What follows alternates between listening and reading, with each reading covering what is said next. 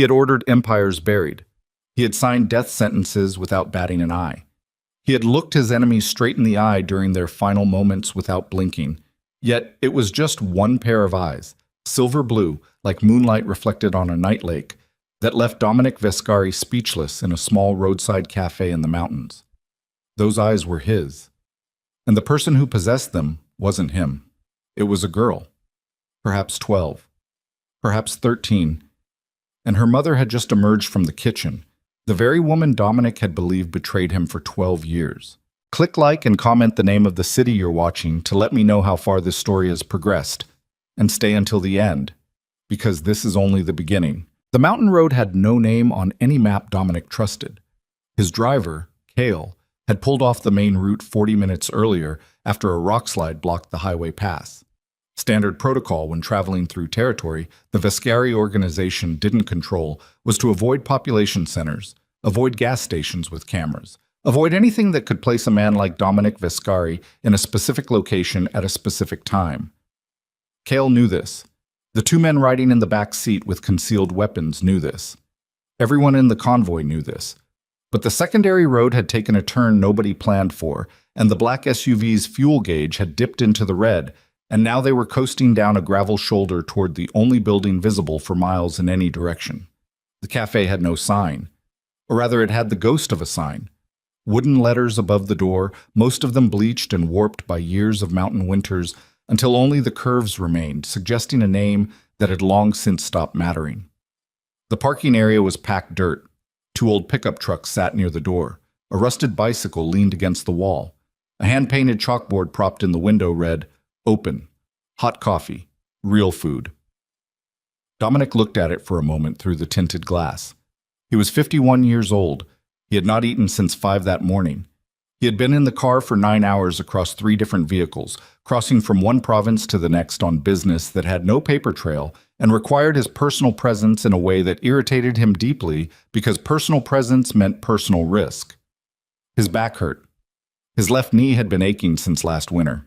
There was a tension behind his eyes that had lived there so long it had stopped feeling like pain and started feeling like part of his skull. "Fuel, Saeed," Cale said.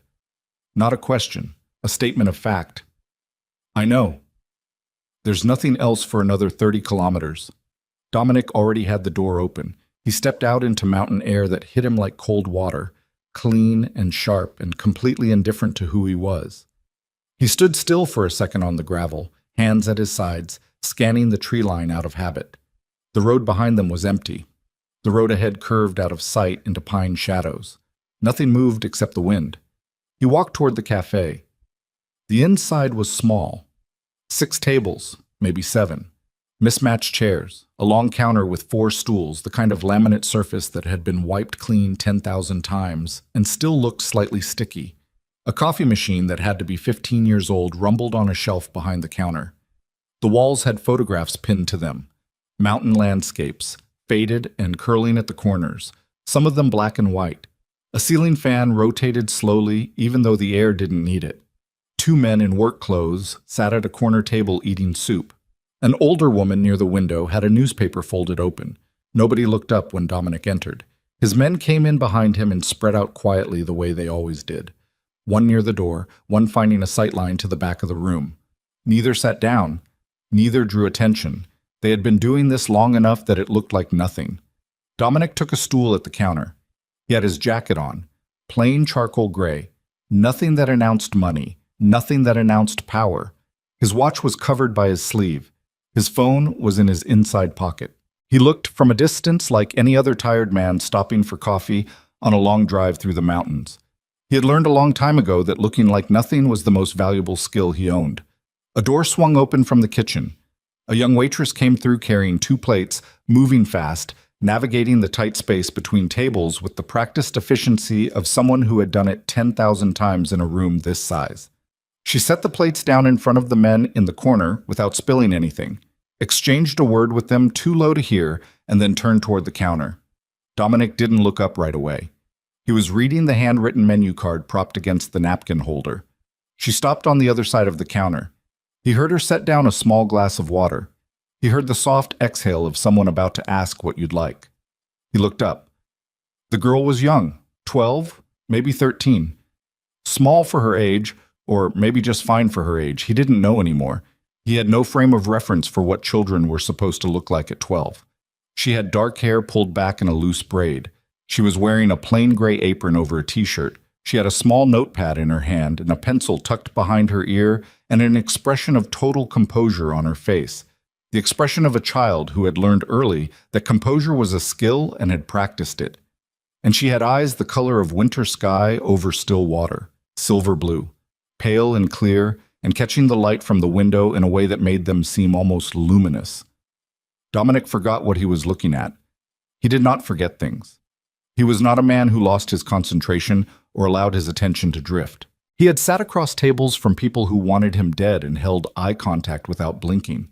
He had listened to men beg for their lives and felt nothing move in him except a cold, calculating stillness. But something happened in the 3 seconds he spent looking at this child's eyes. Something moved. He couldn't have named it. It wasn't recognition exactly. He had never seen her before. He was certain of that. It was more like the sensation of seeing a reflection in an unexpected place, the specific shade of those eyes, the particular way the light found them. He had seen that before. He had seen it every morning in the mirror for 51 years. "Coffee?" she said. Her voice was steady, a little low for her age. No hesitation in it. "Yes," Dominic said. She turned to the machine and he looked away and tried to understand what had just happened in his chest. Nothing, he told himself. Tired. Low blood sugar. Too many hours in a car. The mind starts generating noise when it doesn't have enough legitimate input. He watched her pour the coffee. She moved with a kind of quiet precision. Not the anxious precision of someone afraid of making mistakes. The settled precision of someone who had simply done this enough times that mistakes didn't happen anymore. She set the cup in front of him. "You want anything else?" she asked. "There's soup, real broth, not the powder kind." "Soup is fine." She wrote it down. Her handwriting, he noticed, was small and exact. She moved away. He drank the coffee. It was strong and slightly bitter and exactly what he needed. He let it work through him for a minute and told himself to stop thinking about a child's eyes and start thinking about the meeting waiting for him 200 kilometers north. Then a tray of empty glasses came sliding off the edge of the counter. It happened fast. A bus tub left slightly off balance, the girl reaching past it for a cloth, her elbow catching the edge. Dominic was off his stool before the first glass hit the floor. He caught her by the arm, both of them awkward for half a second, her momentum pulling forward and his hand closing around her forearm to stop her from pitching down onto the broken glass. She steadied. He let go. "Sorry," she said. Not rattled, just quick and practical. "Don't worry about it." But as he let go of her arm, the sleeve of her apron had ridden up, and his eyes dropped to her wrist by reflex, the way a man scans for threats without meaning to, and he saw it. A birthmark. Small. Just above the inside of the wrist, a shade darker than the surrounding skin, oval-shaped with a slight irregularity on the left side. He knew that mark. He had seen it on his father's wrist, on his own, on his sister's, before she died, on photographs of his grandfather taken before the war, a mark that ran through the Vescari bloodline so consistently that his grandfather had called it the family's signature, a private joke that had stopped being funny sometime around the second generation of men who died violently. The girl was already bending to pick up glass shards with a cloth. Dominic stood completely still. He was a man who had built an empire on his ability to process information quickly and without emotion. He was looking at a child with his eyes and his family's birthmark in a cafe in the middle of nowhere, and his brain was doing the arithmetic, and every answer the arithmetic produced was impossible. He sat back down. He picked up his coffee cup. His hand was steady. His face was steady. Every external surface of him was steady. Inside, something had cracked open that he didn't know how to close. The kitchen door swung open again. A woman came through carrying a bowl of soup, moving quickly, already talking. "Ivy, did I hear something break? Are you—" And then she looked up and saw Dominic sitting at the counter, and the bowl of soup went still in her hands, and the sentence dissolved in the air between them like smoke. She was 40 years old or close to it. Dark hair, shorter than he remembered, cut practical and without vanity. fine lines at the corners of her eyes, thinner than she used to be, wearing a plain white shirt with the sleeves rolled to the elbows and an apron that matched the girl's. Mara Ellington. The woman he had loved with a recklessness that embarrassed him now to think about. The woman who had vanished from his life 12 years ago without a word, without a note, without a single piece of evidence to explain why she had gone or where. The woman whose disappearance he had spent 2 years trying to investigate and then stopped because the grief of not finding her had started to affect his judgment in ways that cost people around him their lives. The woman he had eventually, painfully, bitterly concluded, had chosen to leave. She was standing 8 feet away holding a bowl of soup and looking at him the way people look at things that aren't supposed to exist. Neither of them spoke. The girl, Ivy, looked between them with the sharp attention of a child who has learned to read rooms. One of Dominic's men shifted near the door. He made a small motion with his hand without turning around, a gesture that meant stand down, stay where you are, do nothing. He didn't take his eyes off Mara. Dominic, she said finally. Her voice was low, flat. Whatever she felt was locked somewhere behind it. Mara. 2 syllables. He didn't recognize his own voice saying them. She set the soup bowl on the counter in front of him. Her hands didn't shake, but he could see the effort it took to make that true. She looked at Ivy. Go check on table 3, she said. Mom. Ivy. The girl went. She went slowly, watching them, but she went. Mara came around the end of the counter. She stopped 2 feet from him and looked at his face the way you look at a map of a place you've been lost in, searching, verifying, not yet willing to trust what you're seeing. You're supposed to be dead, she said. I heard the same about you. Something crossed her face that he couldn't read. Pain, maybe. Or something older than pain. How did you find us? Her voice had dropped, barely audible over the coffee machine. I didn't find you. My car needed fuel. She stared at him. That's the truth, he said. Nothing about your life is accidental, Dominic. This was. He held her gaze. Mara, is she mine? The question landed between them like something physical. He watched her jaw tighten, watched her weigh something. Well, not the answer. He was already certain of the answer. She knew he was certain of the answer. But the cost of saying it out loud, of making it real, of crossing from the world where this was a secret into the world where it wasn't. Yes, she said. One word. The quietest word he had heard in 51 years. He absorbed it. He breathed once, carefully, through his nose. He picked up the coffee cup and set it back down without drinking. 12 years, he said. Yes. She's 12. She turned 12 in March. He looked toward table 3. Ivy was refilling water glasses, her back to them, the braid of dark hair between her shoulder blades, those silver blue eyes somewhere on the other side of her turned-away face. He looked back at Mara. You need to tell me everything, he said. Right now. All of it. Why you left, why you didn't come back, why you never… Not here. Her voice was sharp under the quiet. Not in front of her, not in this room with your men standing at my door. Then where? After closing, 8 o'clock. There's a room in the back. She paused. My men aren't here. I don't have men. It's just me and Ivy, and whatever your convoy does or doesn't do in the next few hours. He understood what she wasn't saying. She wasn't running. She had chosen to stay. That was either courage or exhaustion, and he didn't know yet which one. Fine, he said. He ate the soup. It was good. Real broth, the way she'd said. Deep and slightly smoky, with something green he couldn't identify. He ate it without speaking. Mara went back into the kitchen. The older woman by the window paid her bill and left. The 2 men in work clothes finished their soup and went. Cale refueled the SUV from a red container in a shed behind the building. Mara apparently kept fuel on site for whatever the mountain road brought in, and the convoy settled into waiting in the parking area without being asked. Dominic sat at the counter. He watched Ivy work. He watched the way she moved through the room, refilling things, wiping surfaces, answering the door when 2 more travelers came in looking cold and grateful. He watched the way she talked to people.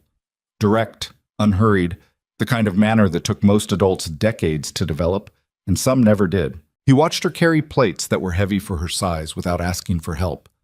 He watched her notice when the older man at the new table struggled with the menu and quietly read the items aloud to him without making it obvious, just leaning in and saying them conversationally, moving on before he could be embarrassed.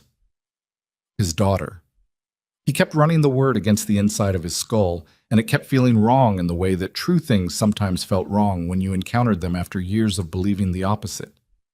His daughter, 12 years old, working a cafe counter in the mountains, silver blue eyes and the Viscari birthmark, and a composure that belonged to someone who had been prepared for a harder world than most children faced. He wanted to know everything, what she liked, what she was afraid of, whether she was good in school, whether she read books or what she did with her free time, whether she'd been sick, whether she'd been safe. 12 years of questions lined up behind his sternum like a physical weight. He sat at the counter and said nothing and let the hours pass. At 10 to 8, the last customers left. Ivy collected plates and disappeared into the kitchen. Cale appeared in the doorway, caught Dominic's eye, received a small head shake, and stepped back outside. Mara came out from the kitchen. She had taken off her apron. She didn't look at him right away. "This way," she said. He followed her through the kitchen, clean, small, organized with the precision of someone who had learned to work in tight spaces, and through a door at the back into a room that was clearly a combination of storage and office. A desk with a laptop, metal shelving with supply boxes, a small window looking out at the dark mountain, 2 chairs, mismatched like everything else in this building. She turned around. She crossed her arms. She looked at him the way you look at someone you never planned to explain yourself to because you assumed you'd never see them again. "Sit down," she said. "I'll stand." "Suit yourself." She stayed standing too. Outside, wind moved through the pines. The window trembled slightly in its frame. The mountain didn't care about any of it. 12 years ago," she said, "after you disappeared into that war with the Coretti faction. 3 weeks, no word, no contact. You told me you'd be back in 5 days. The operation extended. There were complications. I know that now. I didn't know it then." Her voice was precise, not angry. Anger would have been easier. "I thought you were dead. Then I heard through a contact that you were alive, but that you'd gone dark deliberately, that you'd cut all civilian ties. That's not... I know that now," she said again. "Let me finish." He closed his mouth. "I found out I was pregnant 6 weeks after you disappeared. I tried to reach you through every channel I had. Nobody would tell me anything. Then 3 men showed up at my apartment, professional, well-equipped. They weren't there to talk." She stopped. Something moved behind her eyes and went still. "I got out through the fire escape. I had 48 hours and what I could carry." The temperature of the room felt different to Dominic than it had 30 seconds ago. "Who sent them?" he said. "I didn't know then. I've had 12 years to work it out." Her jaw was tight. "But first you tell me something. When I disappeared, what did you find out? What did your people tell you about why I left?" He looked at her. He had never said this to anyone. Not out loud. "I was shown evidence," he said carefully. "Documentation. Suggesting you had passed information to the Coretti faction. That your relationship with me was a placement operation from the beginning." The silence that followed was very complete. "Evidence," Mara said. The word came out flat. "Photographs? Financial records? Communications? And you believed it?" He didn't answer. "You believed it," she said again. Not a question this time, just the fact of it, sitting in the room with both of them. "I investigated. You believed it first." Her voice didn't break. It was worse that it didn't break. "You believed it, and that's why you didn't look for me. Or you looked just long enough to confirm what you already decided was true." "The evidence was fabricated," she said. "All of it. Whoever sent those men to my apartment built that evidence first, fed it to you, and then tried to make sure I wasn't alive to contradict it." Dominic stood very still. He was a man who had navigated betrayals for 30 years. He knew what it felt like to have the floor of certainty shift under him. He knew how to stand on unstable ground without showing it. But this was different. This was 12 years of a life he had grieved and closed and built a stone wall around, and the wall was cracking from a specific direction he hadn't expected. "You said you've had time to work out who sent them," he said. "Yes." "Tell me." She looked at him. Something in her expression said she was deciding how much to trust this moment, how much to trust him after everything, and he understood that he had no right to demand that trust and no way to shortcut the fact that he had believed the worst of her for a decade. "I'll tell you," she said, "but first I need you to understand something. Whatever happens tonight, whatever you decide to do with what I tell you, Ivy stays here. This is her home. She has a school. She has a life. You do not get to arrive after 12 years and start making decisions about where she goes." "Mara, that's not negotiable." Her voice was iron. "You want to know the truth? You want to know who tried to have me killed and why? I'll tell you everything I know, but Ivy comes first, always. If you can't agree to that, you can walk back out through my kitchen right now." He looked at her for a long moment. He thought about the girl at the counter, reading the menu to a stranger so quietly it looked like conversation. He thought about 12 years of a life he hadn't been there for. He thought about the birthmark on her wrist and the eyes that were his eyes looking at him from a face he had never seen before today. "She comes first," he said. "You have my word." Mara held his gaze like she was checking the tensile strength of something. Then she opened her mouth to tell him the name of the person who had destroyed their lives. And Dominic's phone buzzed. Once, twice. The emergency signal, the pattern that meant something had gone wrong outside right now. The window behind Mara's head exploded inward. The glass came in sideways, not straight through. A rock, not a bullet, which meant someone outside was testing rather than committing. And that distinction mattered because testing meant there was still a window of time before it became something worse. Dominic moved without thinking. He crossed the room in 2 steps and put himself between Mara and the window, his back to the broken frame, glass crunching under his shoes. His hand was already at his side where the holster sat under the jacket. He hadn't drawn yet. Drawing was a decision you couldn't take back. "Down," he said. Mara was already moving. She dropped behind the desk without being told twice, pulling the laptop down with her by reflex. The instinct of someone protecting important things, not the instinct of a civilian who'd never been in a room where windows broke on purpose. He filed that away. His phone was already in his other hand. He pressed the call to Cale. It picked up on half a ring. 3 of them, Cale said. He was breathing controlled. "Tree line, northeast corner. They threw the rock. They haven't moved since. Armed? Can't confirm from here. Santos has an angle on 2 of them. 3rd one's in shadow. Hold. Don't move until I say." He cut the call. Behind the desk, Mara had her knees drawn up and her back against the wood, and she was looking at him with an expression that was not fear. It was something older and more practical than fear. The look of someone running calculations. "This is yours?" she said. Not accusatory, just direct. "I don't know yet." "How many people knew you were on this road?" "Nobody knew I was on this road. We rerouted around a rock slide." She processed that. Her jaw shifted slightly. "Then they weren't following you." "Or they were, and they're very good." "They threw a rock," she said. "If they were very good, they wouldn't have thrown a rock." He looked at her. She was right. He knew she was right. A precision team doesn't telegraph. A precision team doesn't stand in a tree line and throw something through a back window like a warning. A precision team comes in quiet and comes in final. "You've had trouble before," he said. "I've always had trouble." She said it the way you say something that stopped being surprising a long time ago. "Every 2 or 3 years. Someone comes around asking questions. A man sits too long in a parked car on the road out front. Once, 7 years ago, someone tried to follow Ivy home from school." Her voice didn't change on that last part, but something behind her eyes got very hard and very still. "I dealt with it." "How?" "I moved. The next week. New town, new name, new school. I've done it 6 times. 6 times. He absorbed that. 6 times in 12 years she had packed up whatever life she'd built and rebuilt it somewhere else, pulling a child out of school, away from whatever friendships she'd managed to form, dragging her up another mountain road to another anonymous place because someone, somewhere, kept finding them. "How long have you been here?" he said. 2 years.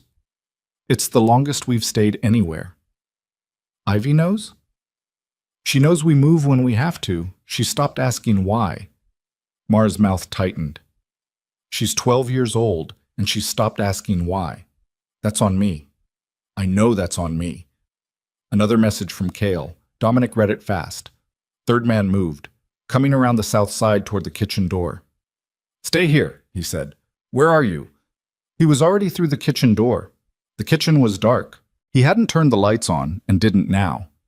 He moved along the wall to the exterior door, the one that opened onto the back of the building, the one that faced the mountain. He stood to the side of it and listened. Footsteps on gravel. Careful. Trying to be quiet and almost managing it. He waited. The door handle moved. Whoever it was had something to pick locks with, or had found it unlocked. Mara probably didn't lock her back door. You didn't lock your back door when you lived somewhere that felt remote enough to be safe.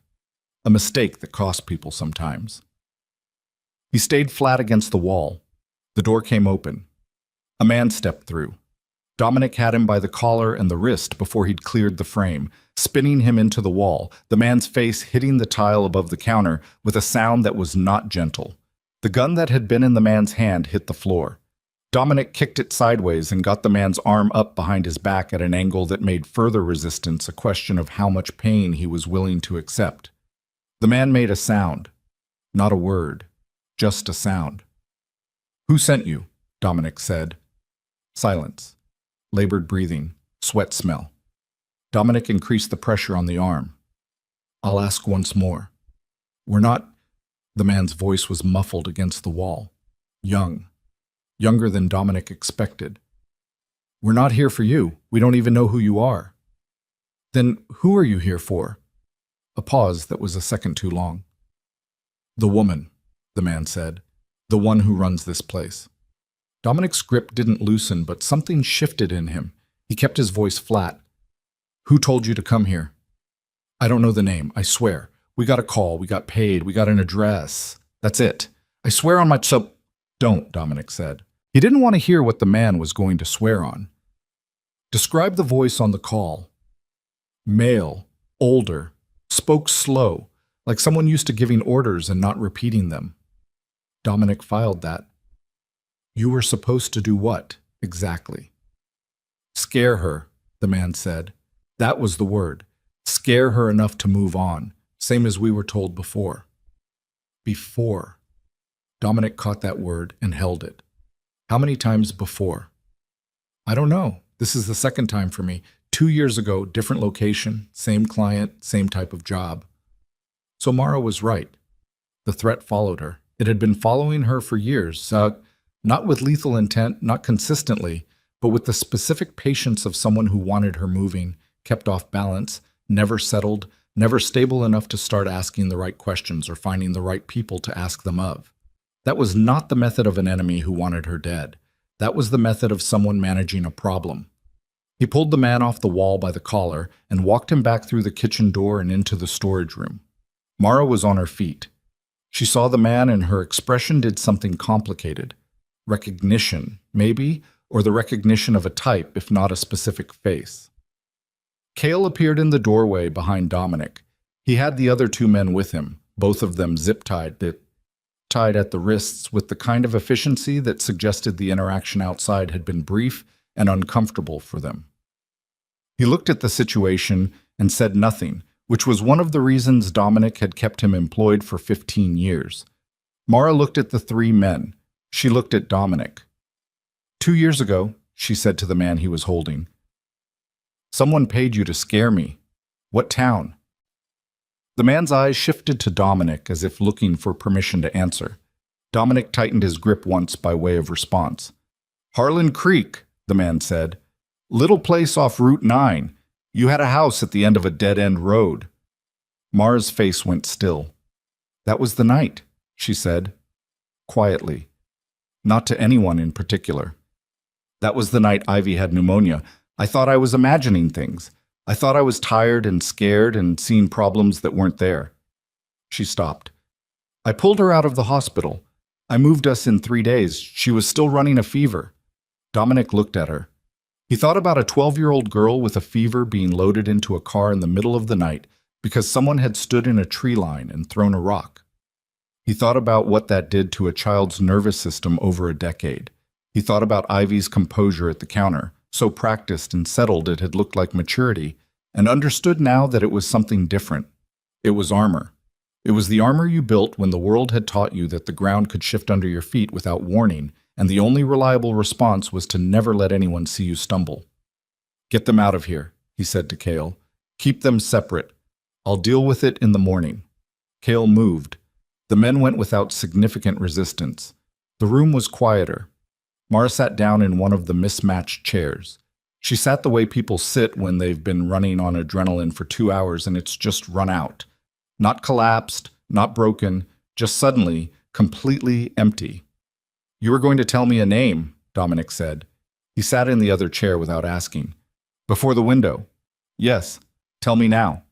She looked at the floor for a moment, then she looked at him. "I don't have proof. What I have is 12 years of thinking and pattern recognition and one conversation I overheard 6 months ago when a man came in here asking questions about the Vescari family and didn't know I was in the back." "What did you hear?" "He was on the phone. He didn't know I was there. He said—" She stopped, chose her words. "He said the bloodline problem was still unresolved." Those words exactly. Bloodline problem. "That's not a name." "I know, but I recognize the voice on the other end of the call, just barely. Just a few seconds of it through a phone speaker in a back room." She paused. It sounded like Lucien. The name hit Dominic somewhere in the solar plexus. "Lucien is dead," he said. "I know what they told you. I was told he died in the Succession War. There was a—" "I know what you were told." Her voice was patient. The patience of someone who has been living with a truth that nobody else would believe. "I know there was a body. I know there was a funeral. I know everyone in the organization accepted it as fact." She held his gaze. "But Dominic, you know that man. You knew him for 30 years. The voice I heard, the rhythm of it, the cadence, the way it dropped at the end of a sentence, it was through a phone speaker in a back room." "Yes. 6 months ago." "Yes." He stood up. He couldn't stay in the chair. He walked to the window, the broken one, and looked out at the mountain dark and the pines moving in the wind and tried to apply the same cold logic he applied to everything to what she had just told him. Lucien Vescari, his father's brother. The man who had mentored him, advised him, sat at his right hand through the transition years when Dominic had taken over the family operation, and every rival organization in the region had lined up to test whether the son was weaker than the father. Lucien had been steady through all of it, reliable in the way that mountains are reliable. Always there, always the same, always solid under your feet. Except there had been moments, specific moments over the years, that he had archived without analysis because they hadn't seemed to require it. The night Mara disappeared, Lucien had been the first to show Dominic the so-called evidence. Lucien had framed the narrative. Here's what happened, here's what she was, here's what it means, now let's move forward. Dominic had been raw enough and angry enough and grieving enough that he'd taken the frame at face value, and Lucien had died 18 months later. An ambush in the Eastern District, a body identified by two witnesses who were both dead within the year for unrelated reasons. He turned back from the window. "Why didn't you tell someone?" he said. "If you suspected Lucien, even a suspicion, why not reach out? You could have what?" Mara's voice had an edge in it now. The exhaustion had burned off, and something harder was underneath. Reached out to who? The organization that he built his influence inside? Used the channels that he spent 30 years learning to control? Gone to the police with the story that the dead uncle of a crime family patriarch was secretly alive and had been trying to erase his nephew's girlfriend and unborn child for over a decade? She spread her hands. "Who would have believed me, Dominic? Who did I have? I had Ivy, and I had whatever I could build with my own hands. And that was it." He didn't answer because there was no answer. She was right. She had been right about everything, consistently, for 12 years, and nobody had been in a position to tell her that or help her because nobody had known. "She doesn't know any of this," Mara said. Her voice was quieter now. Ivy, she doesn't know who you are. She doesn't know who I was before this. She doesn't know why we move. She has built her entire life on the foundation of not knowing. And every year I've told myself she was safer not knowing. And I've been looking at that getting less and less true every year. She needs to know, Dominic said. I know she needs to know. Mara's voice fractured slightly on that. Only slightly. I know that, I don't know how to start that conversation. I don't know where the beginning of it is. A sound from the kitchen. Both of them went still. Then Ivy's voice, quiet and direct. You could start with who he is. She was standing in the kitchen doorway. She had her arms folded across her chest, and her silver blue eyes were moving between them with an expression that was not childlike at all. Not the expression of a kid who'd wandered in by accident, but the expression of someone who had been outside that door long enough to hear what they needed to hear and had decided to stop pretending otherwise. Mara got to her feet. Ivy? I heard the window break, Ivy said. I heard the men. I'm not stupid. She looked at Dominic.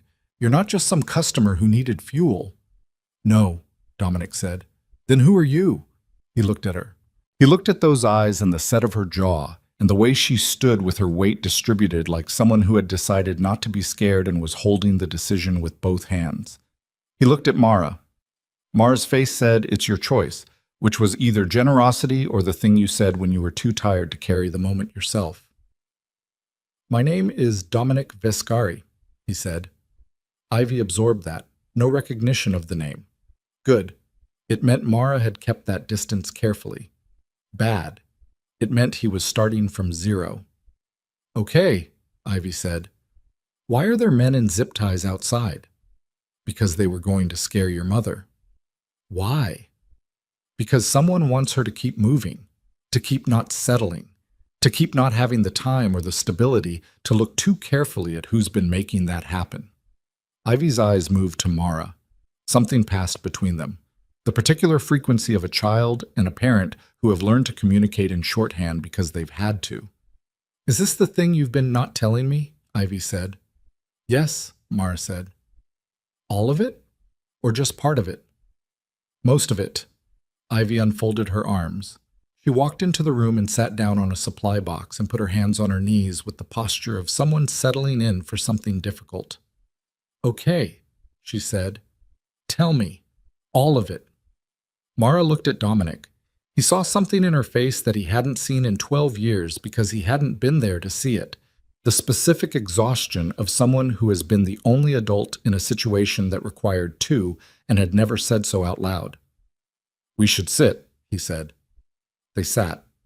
All three of them in the small back room with the broken window and the mountain wind coming through and the single overhead light making the shadows sharp. Outside, Cale's men were dealing with 3 hired scare merchants in the parking lot.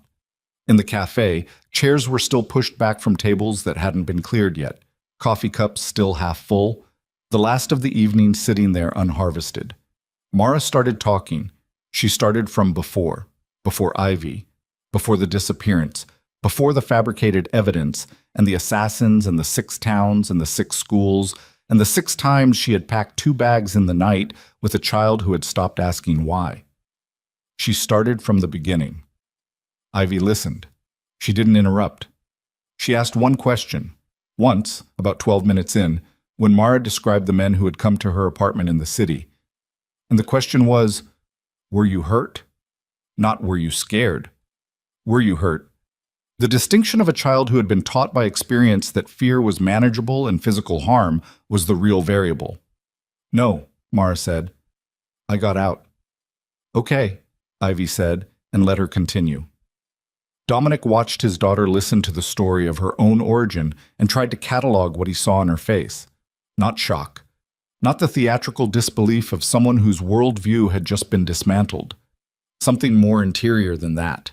The steady, careful work of someone integrating new information into an existing framework, finding the places where the new thing fit, where it explained what had always been slightly unexplained. At the end, Ivy was quiet for a long time. Then she looked at Dominic. So you're my father? Yes. And you didn't know about me? No. And you didn't know she was alive? I was told she had betrayed me. I eventually believed it. Another pause. Ivy's jaw did the same thing he had watched Mara's jaw do. A controlled tightening, the physical sign of something being processed and contained. That's a lot of time to lose, she said. Yes. Whose fault is it? Dominic looked at her. He thought about a careful answer. He thought about all the ways you could frame blame across a decade of deliberate deception and counter-deception, and the specific cruelties of men who moved other people's lives around like pieces on a board. Someone made it happen on purpose, he said, but I made it easier for them than I should have. Both things are true. Ivy looked at him for another long moment with those eyes that were his eyes and her mother's intelligence behind them. Okay, she said. What happens now? Before Dominic could answer, his phone lit up. He looked at the screen. The number was blocked, which was not unusual.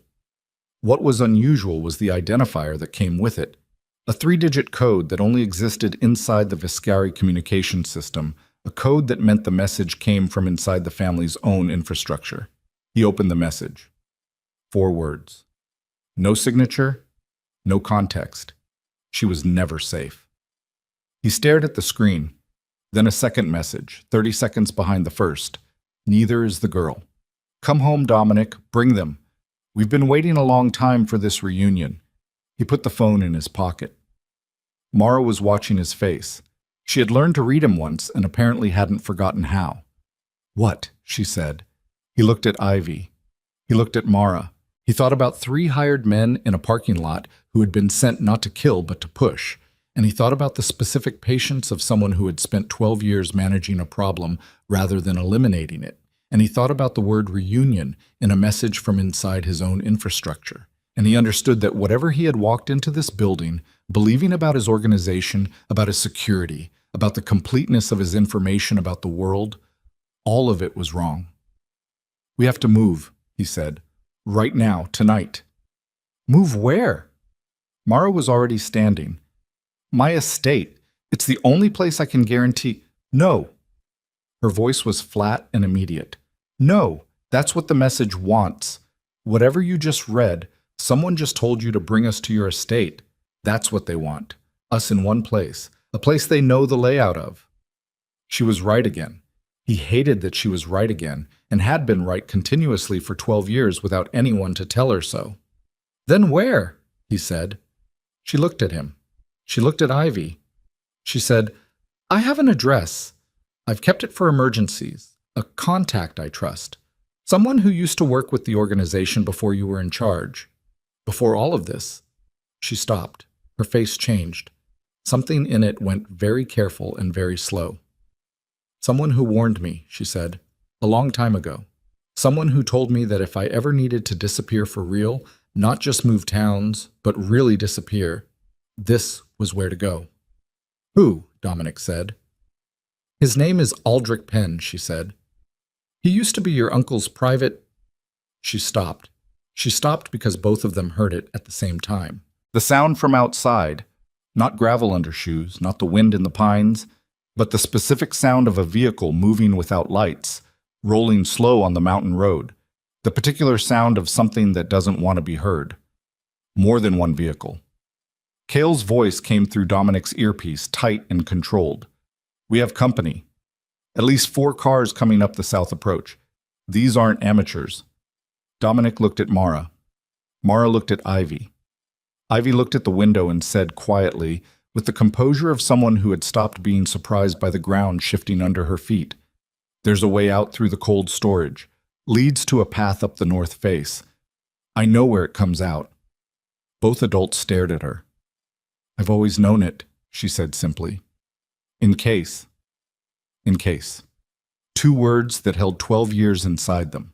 12 years of a mother who had moved 6 times and a daughter who had learned to map the exits of every room she ever entered, who had stopped asking why and started preparing instead, who had built her composure out of the same material her mother had built her survival out of, the absolute refusal to be caught without a way out. Dominic looked at his daughter, and for the first time since he had walked into this cafe looking for nothing more than fuel and silence, he felt something that wasn't grief or calculation or the cold management of threat. He felt something that felt, uncomfortably, like pride. "Show us," he said. Ivy moved, and somewhere in the convoy coming up the mountain without lights, someone who had been patient for 12 years had finally decided that patience was finished. The cold storage was exactly what the name said. A narrow room behind the kitchen, 8 feet wide, walls lined with metal shelving holding dry goods and canned stock. The temperature 10 degrees lower than the rest of the building and smelling of cardboard and old wood. At the back wall, behind a shelving unit that Ivy moved with the practiced ease of someone who had rehearsed this, was a door. Low frame, heavy hinges. The kind of door that had been built into a building before the building had a proper purpose, a remnant of something older underneath. Ivy pushed it open without hesitation, and cold mountain air came through.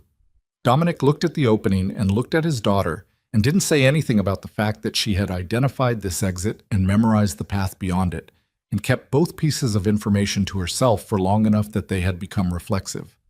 There was nothing to say about it that wasn't going to take longer than they had.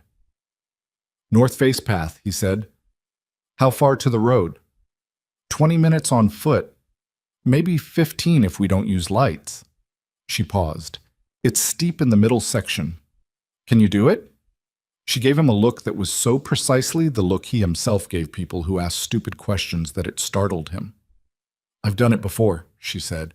He got Cale on the earpiece. "North face. Get one vehicle up the back road and meet us at the tree line above the property. Leave the others to hold the south approach. Make it look like we're still inside." "Copy." A beat. "Dominic. These aren't local hired hands, tactical gear, coordinated positioning. Whoever's running this spent real money." "I know. Go." Mara had a bag. She had produced it from somewhere in the back room. Small, military style, already packed. The kind of bag you keep ready because you have learned that ready is the only thing that saves you. She had it on her shoulder before Dominic had finished the call with Kyle. 12 years of practice. He tried not to think about what that meant. They went through the door. The mountain at night was a different country. The path was barely visible, a worn line in the dirt and pine needles, the kind of trail made by one person walking it repeatedly rather than by design. No lighting, no markings. The pines closed over them almost immediately, and the sounds from the road below fell away into the white noise of wind in high branches. Ivy went first. She moved fast and without hesitation, her feet finding the path by memory in the dark, ducking under a low branch here, stepping wide around a root there. Mara followed. Dominic came last, watching their backs, one hand on the phone, the other near the holster. Below them, on the south approach road, headlights swept across the tree line as the convoy arrived. He could hear, faint and flat through the mountain air, the sound of car doors. Voices. The organized noise of a tactical entry team moving on a building they expected to find occupied. He kept climbing. The middle section of the path was steep enough that Mara had to use her free hand on the slope. Dominic stayed close behind her without touching her, close enough to catch if she slipped. She didn't slip. She climbed with the efficiency of someone in decent physical condition who had done hard things in the dark before. Ivy reached the crest first and stopped, crouching, looking down the other side. She turned and held up a hand. "Wait." And they waited, the three of them in a line on the dark hillside, breathing hard from the climb, listening. Nothing from the other side of the ridge. Dominic moved up beside Ivy and looked. The back road was a pale gray line through the trees below. No lights, no movement. Then headlights appeared at the far end, moving slow, and he recognized the shape of the vehicle and the pattern of how Cale drove and let out a breath he had been keeping for 20 minutes. "That's us," he said. They went down. The vehicle was an unremarkable SUV, not one from the original convoy, a second-layer asset that Cale maintained in the region for contingencies. Cale was driving. One other man in the back, one of the better ones, someone Dominic had trusted for years. The back doors opened before they reached it. Ivy got in. Mara got in. Dominic got in last and pulled the door, and Cale had them moving before it fully closed. Nobody spoke for the first 10 minutes. The road descended in sharp switchbacks, the headlights cutting small pieces of the dark ahead. Dominic watched the side mirror. Nothing followed. Whatever team had arrived at the cafe was still there, working through a building they'd found empty, which bought time but not much. Ivy was sitting behind Kale, her bag on her lap, her face turned toward the window, watching the mountain go past. Her posture was contained, but Dominic could see the slight tension in her shoulders, the way her hands weren't quite still on the bag strap. Not panic. Something more controlled than panic. The effort of keeping it controlled. He wanted to say something to her. He didn't know what. The vocabulary for this situation didn't exist in any version of him. Mara spoke quietly without turning from her window. "Where are we going?" "Safe house in the valley," Dominic said. "It's clean. Nobody in my current network knows the address. I acquired it through a separate channel 3 years ago. Standard precaution." "Standard precaution for what?" "For a situation where my current network couldn't be trusted." She turned from the window and looked at him. "You've been planning for that," she said. "Not a question." "I've been planning for everything," he said. "It's what I do." "Has it occurred to you," Mara said, her voice dropping just slightly below the road noise, "that the message you received tonight came from inside your own infrastructure? Your own communication system?" "Yes. And that means someone inside your organization, someone with access to your internal codes, has known about us? Has known about Ivy?" "Yes." "For how long?" He looked at her. "I don't know yet." Mara turned back to the window. The muscle in her jaw worked once and went still. Ivy said from the back, "Is Aldrich Penn still someone we should go to?" Both adults looked at her. "You heard that part," Mara said. "I heard most of it, the part through the door before I came in." No apology in her voice, just fact. "Penn worked for Lucien. You said Penn warned you. But if Lucien is alive and Lucien is behind this, then Penn's warning might have been part of the management," Dominic said. He said it carefully because saying it meant following the logic of it, and the logic of it kept opening into worse and worse spaces. "Give you a place to go. A contact who reports back. Keep you moving in a direction they chose." Ivy absorbed that. "So we don't go to Penn?" "No." "Then the safe house," she said. "And then what?" Dominic didn't answer right away. The road leveled out as they came off the mountain and the valley opened ahead, dark farmland on both sides. A small cluster of lights in the distance that was a town he didn't plan to go into. He was running the architecture of this in his head. Who had what information, where the access points were? Which of the people he had trusted for decades had access to the communication codes that had sent that message? And how many of them had been in contact with Lucien at any point in the last 12 years? The list of names was not comfortable to look at. "Then we find out how deep this goes," he said. The safe house was a farmhouse set back from a county road, surrounded by fields that hadn't been actively farmed in several years. Low profile, unremarkable, the kind of place that nobody looked at twice. Dominic had the key on his person and the alarm code memorized, and neither existed in any digital record he was aware of. Cale pulled into the barn adjacent to the house, rather than the driveway, which was correct procedure and which Dominic appreciated without saying so. They went into the house through the connecting door. The inside was plain. Functional furniture, a kitchen stocked with long shelf supplies, bedrooms on the upper floor, a secure room in the basement with communication equipment and a weapons locker. Ivy looked at the interior with an expression that suggested she had been in versions of this room before. She probably had. "There's a room upstairs on the left," Dominic said. "It's the most interior room, no exterior wall exposure." "I know what that means," Ivy said. She went upstairs. Mara watched her go. Something in her face was very tired. "She's been ready for a room like this her whole life," Mara said. "I told myself I was protecting her. Every time I chose not to explain, I told myself she was safer not knowing, and all I actually did was make her prepare for danger in complete silence because she wasn't allowed to know what the danger was." "You kept her alive," Dominic said. "That's a low bar." "It's not." She looked at him. "Don't defend my choices to me, Dominic. You weren't there for any of them." He took that. He stood in the middle of someone else's farmhouse kitchen at 1:30 in the morning and took it because it was accurate. "I need to make contact," he said. "There are 2 people inside my organization that I would stake my life on. I need to reach them without using any channel that's been compromised. How do you know which channels that is? I don't, so I'll use none of them. He looked at Cale, who had posted himself near the door. The Bryn Protocol. You remember it. Cale's expression shifted slightly.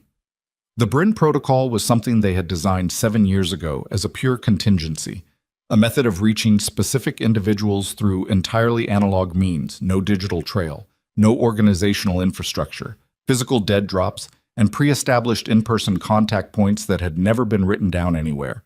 Dominic had built it because he had always understood, in the abstract, that the day might come when the organization itself became the threat. He had hoped, abstractly, to never need it. I remember it, Cale said. Go. Cale went. The man in the back seat stayed. His name was Torres, and he had been with Dominic for 8 years, and had once taken a bullet in the shoulder that had been meant for Dominic without flinching or complaining or using it as leverage afterward, which was the kind of thing you didn't forget. Dominic sat at the kitchen table. Mara sat across from him.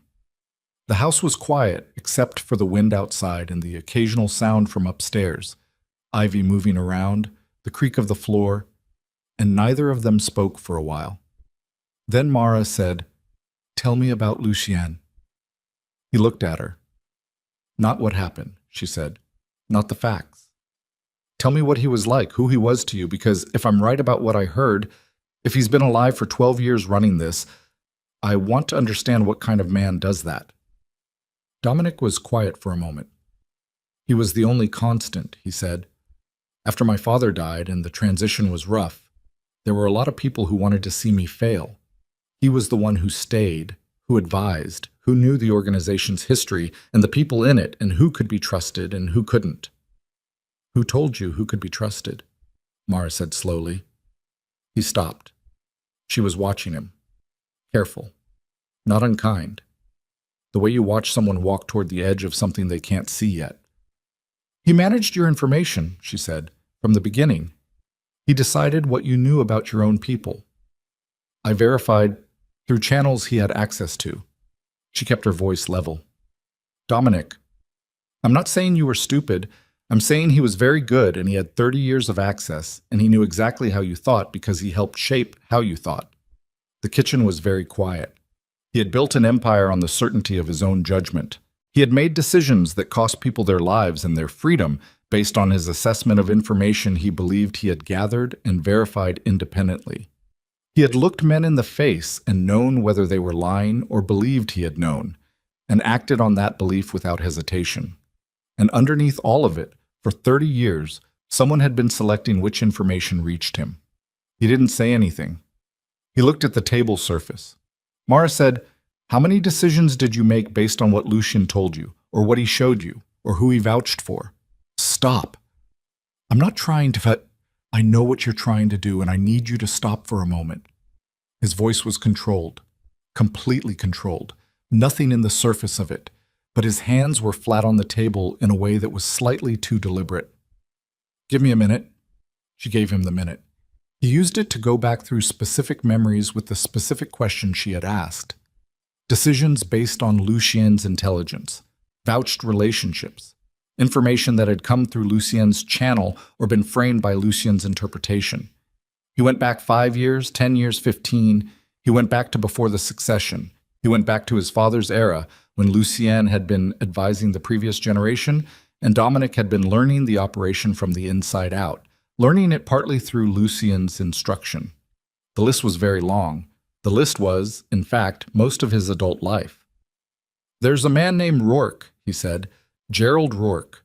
He's run my Eastern operations for 11 years. Lucien vouched for him when I was considering the placement. Said he'd known the family for decades. Reliable, loyal to the bloodline. And?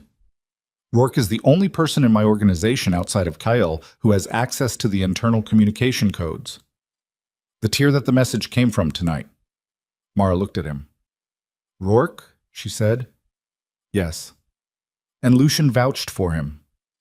"Yes." She put both hands on the table. She breathed in slowly and out slowly.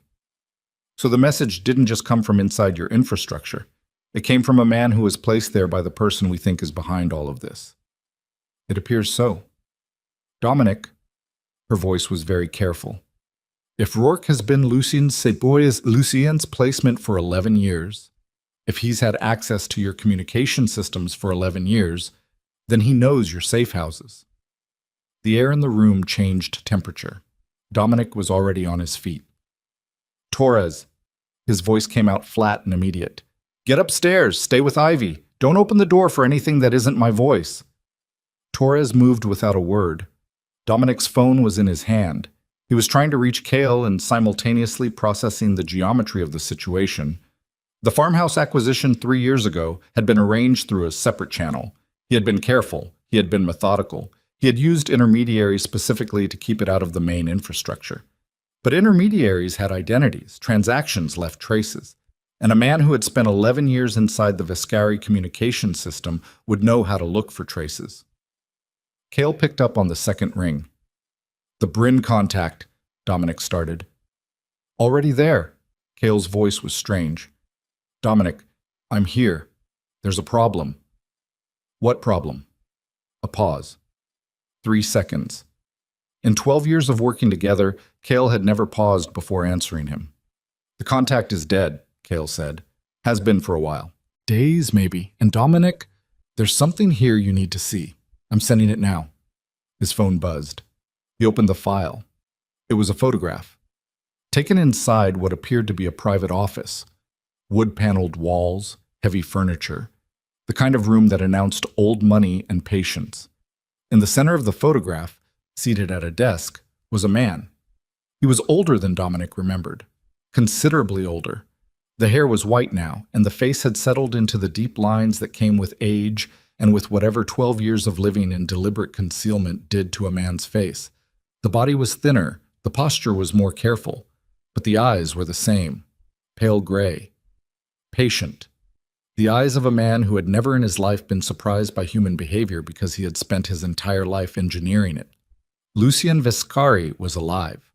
He was sitting at a desk in what the metadata of the photograph would later confirm was a building 60 kilometers north of the farmhouse. He was alive and upright and had the particular ease of a man sitting in a room that belonged to him, surrounded by things he had accumulated over years, in a position of settled authority. He was also, in the photograph, looking directly at the camera, not the accidental gaze of someone photographed unaware. The direct, deliberate eye contact of someone who knew the photograph was being taken and had decided to look. On the desk in front of him was a single piece of paper. Dominic zoomed in on it. Handwritten. The handwriting he recognized. He had seen it on documents for 30 years, on organizational notes and personal correspondence, and the occasional letter that Lucien had sent him during the transition years when written communication had felt safer than digital. The message was 3 sentences. You found her by accident. I've been watching you look for 12 years. Now bring her home and we can finish this the right way, or I'll finish it the way I started, without you in the picture. Dominic stared at the screen. He looked at the word watching. He looked at the phrase 12 years. He turned the photograph over in his mind. The office, the desk, the deliberate eye contact, the handwritten note placed for the camera's benefit. This was not the communication of a man operating in fear or in hiding. This was the communication of a man who had been comfortable for a very long time and wanted someone to know it. You found her by accident, which meant Lucien knew about tonight, knew about the café, the rock through the window, the convoy on the mountain road. Had monitoring in place that covered even the accidental stop at a nameless building on a rerouted mountain drive. I've been watching you look for 12 years. Which meant he had known, the entire time, that Dominic had been looking. That the investigation Dominic had quietly maintained, the private searches, the occasional inquiry through trusted channels, Lucien had watched all of it. Had watched him come close and steered him away, presumably. Had watched him grieve and had let him grieve. Had watched him build the stone wall around it and had let him build that too, because a man with a stone wall around his grief doesn't look too carefully at the evidence that built it. Without you in the picture. The euphemism was precise, not vague. Precise. The kind of precision that came from a man who had decided on the nature of the threat being made and wanted no ambiguity about it. Mara was looking at his face. What is it? She said. He turned the phone screen toward her. She read it. He watched her read it. He watched her face go through several things in the space of about 15 seconds. Recognition of the name at the top, the processing of the message's content, the specific moment when the last sentence landed, and her expression went very still in a way that was not calm, but was the surface over something that was not calm. She put the phone down on the table. "He's known where we were," she said. "The cafe." "Yes. For how long before tonight, I don't know." "He let us run." Her voice was flat. "All of it. Every time we moved, every town, every school, he let it happen. He could have—" She stopped. "He let me run because it was useful, because a woman running from town to town doesn't look carefully at who's behind her, because a woman running is busy surviving and not busy investigating." She looked at her hands on the table. "I spent 12 years being managed." "You survived," he said. "Don't." Her voice was sharp, clean, cut right through the air between them. "Don't give me that again. I'm not looking for comfort, and I don't want any. I want to know what we do now." He looked at her, and he looked at the phone, and he looked at the staircase that led to the room where his daughter and Torres were waiting behind a closed door, and he tried to find the version of himself that had clear answers. The version that had sat across tables from men who wanted him dead, and always had a move. He couldn't find it right now. He was looking at a photograph of a man who had spent 30 years inside his confidence and 12 years watching from the shadow of his own death, and the full weight of what that meant. Every decision, every relationship, every piece of intelligence he had ever acted on was sitting on his chest like a structural load. But underneath the weight, something was shifting. Something cold and specific was taking shape in the place where grief and shock were starting to burn off. Not a plan yet. Not even the outline of a plan. Just the beginning of a particular kind of anger. Not the hot, reckless anger of immediate threat, but the deep architectural anger of a man who understood precisely the dimensions of what had been done to him and was beginning to measure it. "There are two things Lucian doesn't know," Dominic said. His voice was quiet, even. Mara looked at him.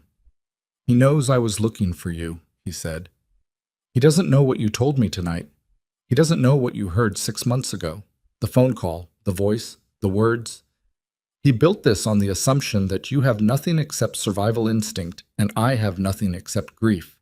He doesn't know that between us we have a partial case against him," Mara said. "A starting point. And the second thing—" He stopped. Footsteps on the stairs. Both of them looked up. Ivy came into the kitchen. She had her bag. Her shoes were on. Her face was the face of someone who had been listening through a floor. "I heard," she said preemptively. "I'm not sorry." Neither of them had the bandwidth to address that. "The second thing Lucian doesn't know," Dominic said, looking at his daughter, "is what she can do." Ivy held his gaze. "You don't know what I can do either." "No," he said. "But I know what you've already done, and I know where the exits are in buildings you've never been in before." He picked up his phone. "Get your bag. We have about 40 minutes before someone figures out where this house is." "Where are we going?" Ivy said. "To the one person in my organization who I believe Lucian never got to, who I believe he couldn't get to, because this person came in after the succession, after Lucian was supposedly dead, through a channel Lucian didn't build." He was already moving through the kitchen toward the door to the barn, phone to his ear. "Her name is Senna Voss. She runs my legitimate business infrastructure. She's never had a reason to lie to me, and she's never had contact with anyone from the old network." "Never had contact that you know of," Mara said. "Yes." He stopped at the door. "Everything from here is that qualifier. Everything I think I know carries that qualifier until I can verify it." He looked at her. She looked at him. 12 years of silence and loss, and the deliberate machinery of a dead man standing between them and whatever they had been before it. And here was the specific architecture of where they were now. No safe ground, no trusted infrastructure. A 12-year-old who had mapped exits in buildings she'd never been in, and a man who had just discovered that his entire empire might be built on intelligence that someone else had filtered for him since before he could vote. "I spent 30 years, he said quietly, believing I was the most dangerous person in any room I walked into." Mara looked at him. Something in her expression was not unkind. "You probably still are," she said. The question is whether that's going to be enough. From the road outside, distant but approaching, came the sound of an engine, then two engines, the particular cadence of vehicles that were not slowing down. Ivy was already at the barn door. "We're out of time," she said without turning around, with the flat certainty of someone who was done being surprised by that sentence and had decided to simply treat it as a constant condition. The barn smelled of old hay and motor oil, and the particular cold of a building that hadn't held animals in years. Cale's SUV was still there.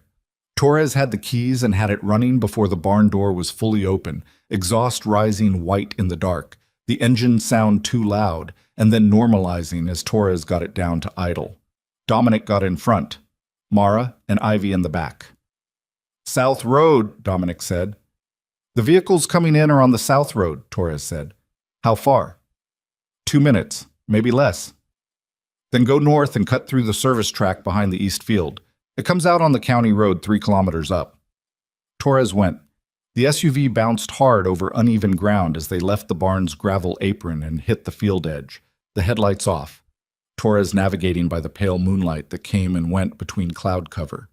In the back seat, Ivy braced herself against the door with one hand and held her bag with the other and made no sound. Mara had her hand flat against the seat back in front of her and was looking out the rear window at the farmhouse lights receding. 2 sets of headlights appeared on the south approach, moving fast, not cautious anymore. Torres found the service track and the ride smooth slightly, packed dirt, ruts but manageable, and then they were behind the tree line and the farmhouse was out of sight, and the headlights behind them were blocked by the intervening field. Nobody spoke for 4 minutes. Then the county road appeared ahead, and Torres pulled onto it and accelerated to something that felt like a normal speed, and the inside of the vehicle settled into the specific quiet of people who have just exited immediate danger and are now in the liminal space between that and whatever comes next. Dominic's phone was in his hand. He was composing a message using a method that had nothing to do with the Viscari infrastructure, a private account, a number that existed in no organizational record, a line of communication he had maintained for years, the way a careful man keeps cash in a place his accountant doesn't know about. Not because he had planned for this specific scenario, but because he had always understood in the abstract that trust had a shelf life. The message went to one number, Senevos, 4 words, Bryn, now, original point. The original point was a coffee shop in the financial district of the city, 200 kilometers south. A place he and Senna had met twice before for reasons unrelated to the organization. Once for a legitimate business review that he had insisted on conducting off-site. Once for a conversation about the restructuring of the foundation that he hadn't wanted on record. She would know what the message meant. If she was compromised, she would respond in a way he could read. If she wasn't, she would be there. He put the phone away. "Tell me about Sina Voss," Mara said from the back seat. Not asking for reassurance, asking for information. The distinction was important, and he heard it. 43. She came up through the legitimate side, foundation management, corporate structure, investment portfolio oversight. She's been running the legal infrastructure for 6 years. She's never had a reason to know the operational side of the organization in detail, and I've kept it that way. "That's not a personality," Mara said. "Tell me who she is." He thought about it. "Precise. Unsentimental. She's told me I was wrong about things on 4 separate occasions in 6 years and been right all 4 times. She doesn't adjust her assessment based on what I want to hear. You trust her." "More than almost anyone still living," Ivy said from behind him. "How did Lucien stay hidden for 12 years? The question landed in the vehicle, and nobody answered it immediately because it was the right question and it didn't have a comfortable answer. "Resources," Dominic said finally. "Money, infrastructure, loyal people. He had 30 years to build relationships inside the organization before his supposed death. He had access to everything. Personnel files, financial accounts, safe house locations, communication protocols. When he disappeared, he took all of that knowledge with him. He didn't need to stay inside the organization. He just needed to stay connected to the right people inside it." "Like Rourke," Ivy said. "Like Rourke. How many others? That's what I need Senna to help me figure out." The road south was clear at this hour. Torres drove at a speed that was fast without being memorable. The mountain fell away behind them, and the valley opened into the broader lowland geography of the region, farmland giving way to light industrial at the edges of small towns, the occasional gas station burning bright in the dark. At the 3-hour mark, they crossed into the city's outer ring. Dawn was beginning to suggest itself in the east, not yet visible, but the quality of the dark had changed from absolute to merely very deep. Torres found a parking structure 6 blocks from the coffee shop and pulled in. They sat for a moment. "She'll be there at 7, Dominic said. "We have 40 minutes. "And if she's not alone," Mara said, "then we leave and I've lost my last clean asset inside the organization and we figure out the next step from there." Mara nodded. She was looking at the concrete wall of the parking structure with an expression he was learning to read. Not blankness, but the interior stillness of someone processing multiple variables simultaneously and choosing not to display the process. Ivy had fallen asleep at some point in the last hour, her head against the door, her bag still in her lap. She was still asleep now. Dominic looked at her in the mirror. He had a daughter who fell asleep in vehicles fleeing hostile situations, who slept with her bag in her lap, who had mapped the exits of a building she'd lived in for 2 years without being asked and without telling anyone, on the working assumption that she might need them. He looked at her and felt the anger from the farmhouse kitchen again, the cold, architectural kind, the kind that didn't burn out but accumulated instead, growing denser and more specific with every hour. He was going to find Lucien. He was going to look him in the face. And then everything that had been done, to Mara, to Ivy, to the 12 years that were simply gone and could not be recovered, was going to have a reckoning. He didn't think about what form that reckoning took. He thought about the fact of it and let that be enough for now. At 6:55, he told Torres to stay with the vehicle and told Mara and Ivy to stay in the parking structure while he went in first to check the room. Mara looked at him with the expression of someone who had opinions about being told to stay somewhere but was choosing to agree because the logic was sound. Ivy woke up when the door opened and looked around with immediate, clear-eyed alertness that startled him again. He walked the 6 blocks alone in the early gray light, hands in pockets, moving at the pace of a man who had somewhere to be and wasn't in a hurry about it. The city at this hour was people going to work, delivery trucks, the first cafes opening. Nobody looked at him twice. Nobody ever did when he moved right. The coffee shop was a corner space with large windows, which was not ideal from a security standpoint, but which Sina had chosen both times before because she said she thought better with natural light, and he had not argued. He could see through the window before he reached the door. She was there, alone, sitting at the back table, not the corner, the second from back, which gave her a clear sight line to the door and the windows simultaneously. She had a coffee in front of her that she wasn't drinking, and she was looking at her phone, and when he pushed the door open, she looked up and her face did nothing dramatic, just registered him and registered the circumstances and put the phone face down. He ordered coffee at the counter and carried it to her table and sat down. "You look like you've been awake all night," she said. "I have." The Bryn code means I shouldn't ask how you found me or how I should have found you. "That's correct." She picked up her coffee, put it down. "How bad?" "Bad." He kept his voice below the ambient noise of the room. "I need you to listen without reacting. There's a lot and we don't have a lot of time." She nodded once. He told her. Not everything. Not Mara, not Ivy, not the cafe or the mountain, or the personal dimensions of any of it. What she needed to know was operational, that the internal communication system had been accessed by someone using Rourke's credentials to send a hostile message, that 3 tactical teams had engaged his location overnight, that he had reason to believe Lucien Vescari was alive and had been running a shadow operation against the family bloodline for over a decade. When he stopped talking, Senna was quiet for approximately 10 seconds. "Rourke," she said. 1 word. "Yes." 11 years. "Yes." She looked past him at the window. The morning light was coming in stronger now. "He has access to the Foundation accounts," she said. "The restructured portfolio. Every legitimate asset the organization built over the last decade." Dominic looked at her. "I flagged an anomaly 8 months ago," she said. Her voice was even, but there was something underneath it. Not fear more like the specific frustration of someone who was right when being right was the worst possible outcome. Transfers. Small ones, distributed across 12 accounts, irregular intervals. I flagged it, and Rourke told me it was a restructuring he was managing on your behalf. I asked you about it. He searched his memory. You sent a report. A written summary. You told me Rourke had briefed you and it was handled. He had never spoken to Rourke about it. He was certain of that now, which meant someone had responded to Senna's inquiry on his behalf, using his name, with enough accurate contextual detail that she had accepted it. How much? He said. Over 8 months? Approximately 9 million, distributed in pieces small enough to not trigger automatic review.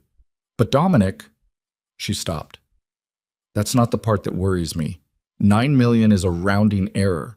What worries me is where it went. Tell me. I traced it last week. I hadn't planned to. I thought it was handled, but I had an instinct. She paused. It went into a holding structure, a legal entity I'd never seen before, incorporated 7 years ago in a jurisdiction that doesn't require beneficial owner disclosure. I ran the corporate genealogy as far as I could and hit a wall.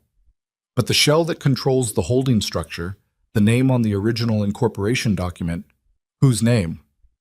A man named Aldrich Penn. The coffee shop noise continued around them. Someone at the counter laughed at something. A truck went past outside. The ceiling fan moved the air slowly above their heads. Dominic looked at the table surface and then looked at Senna and worked very hard to keep his face from doing what it wanted to do. Penn, who Mara had been told to go to, who had been given to her as a lifeline, an emergency contact, a safe destination if everything else failed. Who was dead now, Cale had said. Dead for days, which meant someone had cleaned the exit point before the exit point was needed. Cleaned it and left the 9 million sitting in Penn's corporate structure, sitting there like a paper trail with legs, sitting there in a way that would be found when someone looked. When someone looked. He thought about Lucien's photograph, the deliberate eye contact, the handwritten note. Come home and we can finish this the right way. Not the communication of a man operating from concealment. The communication of a man who had decided concealment was no longer the strategy, who had moved from managing a problem to ending it, who had spent 12 years arranging pieces on a board and had decided the board was now positioned the way he wanted it. Senna was watching his face. What else? He said. The Viscari Foundation Gala, she said. It's in 4 days. The annual event, the ballroom at the Hartwell. You've committed to attend.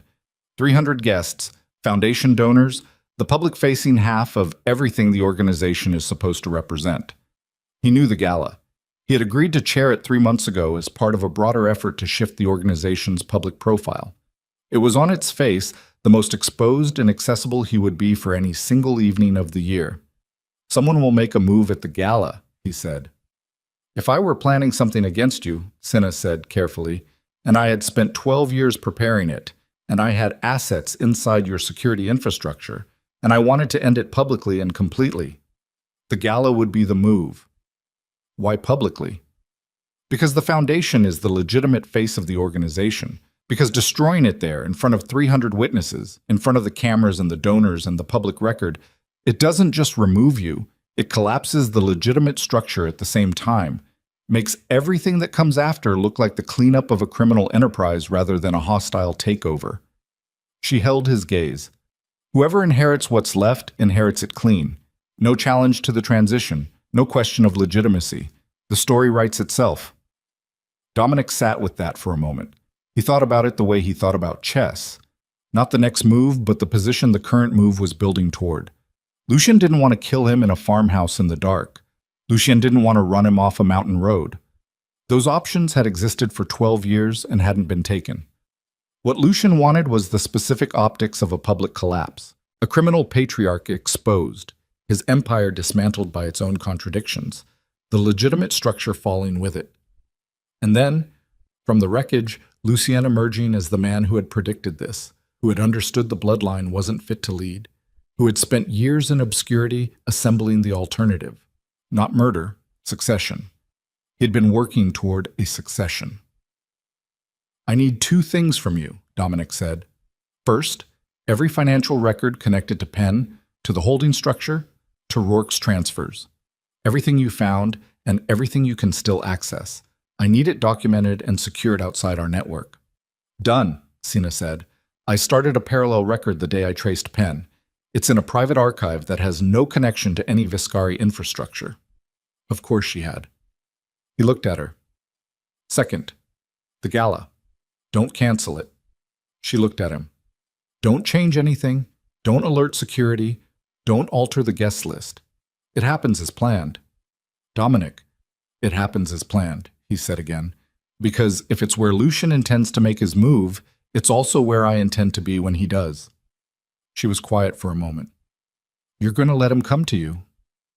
I'm going to let him come to me in a room I know, at a time I choose. On ground, I'll have 4 days to prepare. He picked up his coffee. Lucien has spent 12 years being patient. He's done being patient. That means he'll move fast and he won't have the temperament to doubt his own plan. And if something goes wrong at the gala, things will go wrong, he said. Something always goes wrong. The question is whether we're positioned to manage it or whether it manages us. He stood, put cash on the table. The records. Today. Get them to a secure location and send me the access through the channel we're using now. And Rourke? She said. Leave Rourke exactly where he is. Let him believe everything is normal. I need him in that building in 4 days. He walked out of the coffee shop into the morning light. He walked 2 blocks before he called Mara. She picked up immediately. We have 4 days, he said, and I need you to come with me, both of you. A pause. To where? The estate. My home. He kept walking. I know that's what the message last night wanted. I know it looks like walking into something. But Mara, if I'm going to take Lucien apart, I need to do it from a position of structural authority. I need to be where I'm supposed to be. I need to look like a man who doesn't know what's coming. While knowing what's coming, she said. Yes. Another pause, longer this time. He could hear, very faintly, Ivy saying something in the background. She wants to know if there's a school nearby, Mara said. He stopped walking. She says if we're going to be there 4 days, she wants to know if there's something to do besides wait. Mara's voice had something in it that might, under different circumstances, have been amusement. She says waiting makes her anxious. He stood on the sidewalk in the early morning city light and thought about his daughter asking about schools in the middle of the most dangerous 4 days of his life, and felt something in the vicinity of his sternum that he didn't have a precise name for. There's a library, he said, in the estate. It's large. She says that'll work. He kept walking. The estate was 3 hours south. A compound, technically. The main house, and 3 outbuildings on 40 acres of enclosed property that had belonged to the Viscari family for 2 generations. Walls, cameras, a full security team, the public face of old money and private discretion. Dominic had lived there for 15 years and had never made the mistake of thinking it was home rather than a fortress. They arrived at midday. Torres drove them through the main gate and up the gravel drive to the front entrance, and the house opened around them. High ceilings, stone floors, the particular smell of a large maintained building that had history in its walls. The security chief, a man named Barris, met them in the entrance hall. Barris was not a Lucian placement. Dominic was as certain of this as he was certain of anything, which he now understood meant approximately 90%, but 90 was what he had to work with. Barris had come to him through a law enforcement contact 8 years ago, vetted independently, with a professional background that predated any Viscari association. He had seen nothing in 8 years to make him doubt that. He pulled Barris aside while Torres took Mara and Ivy upstairs. 4 days, he said. The gala. I need the security plan reviewed from the beginning. Not adjusted, reviewed. Completely new eyes on every element. Personnel rotations, sight lines, access points, communications protocols. Everything. Barris looked at him with the expression of a professional who understood that a complete review from scratch implied a reason for it. How compromised are we talking?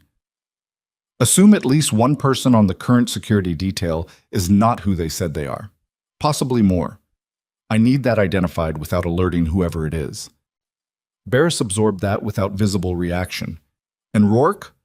Rourke is not involved in gala security. He never has been. Don't change that. All right. Barris paused. And the guests in the East Wing? Their family, Dominic said, and heard himself say it and let it stand. Barris went to work. The next 3 days were a particular kind of controlled tension. Everything on the surface moving in its normal groove, the estate operating as it always operated, staff going about their routines, gala preparations advancing through the usual channels, Rourke visible in his usual capacity, doing his usual things in a way that Dominic now watched with the specific attention of a man who had been looking at a painting for years and has just been told the canvas is hollow. He watched Rourke. He watched the way Rourke moved through the estate, who he spoke to, the slight additional length of certain phone calls, the moments when he stepped away from common areas to make contact with someone he didn't name. He watched and he cataloged, and he said nothing. Sina had delivered the financial documentation on the first day. It sat in a secure archive that existed entirely outside the organizational infrastructure, accessible through a channel that no one in the estate's communication network knew about. Evidence. Not complete, not courtroom ready, not yet, but enough to form the spine of something, enough to be the thing you held up when the room needed the truth to be visible. Mara spent the 3 days in a way he hadn't expected. She explored the estate with the systematic attention of someone mapping a space they might need to navigate under pressure. She spoke with the household staff with a directness that was apparently disarming. Within 24 hours, she knew names, schedules, which doors stuck, which cameras had the shortest rotation gap.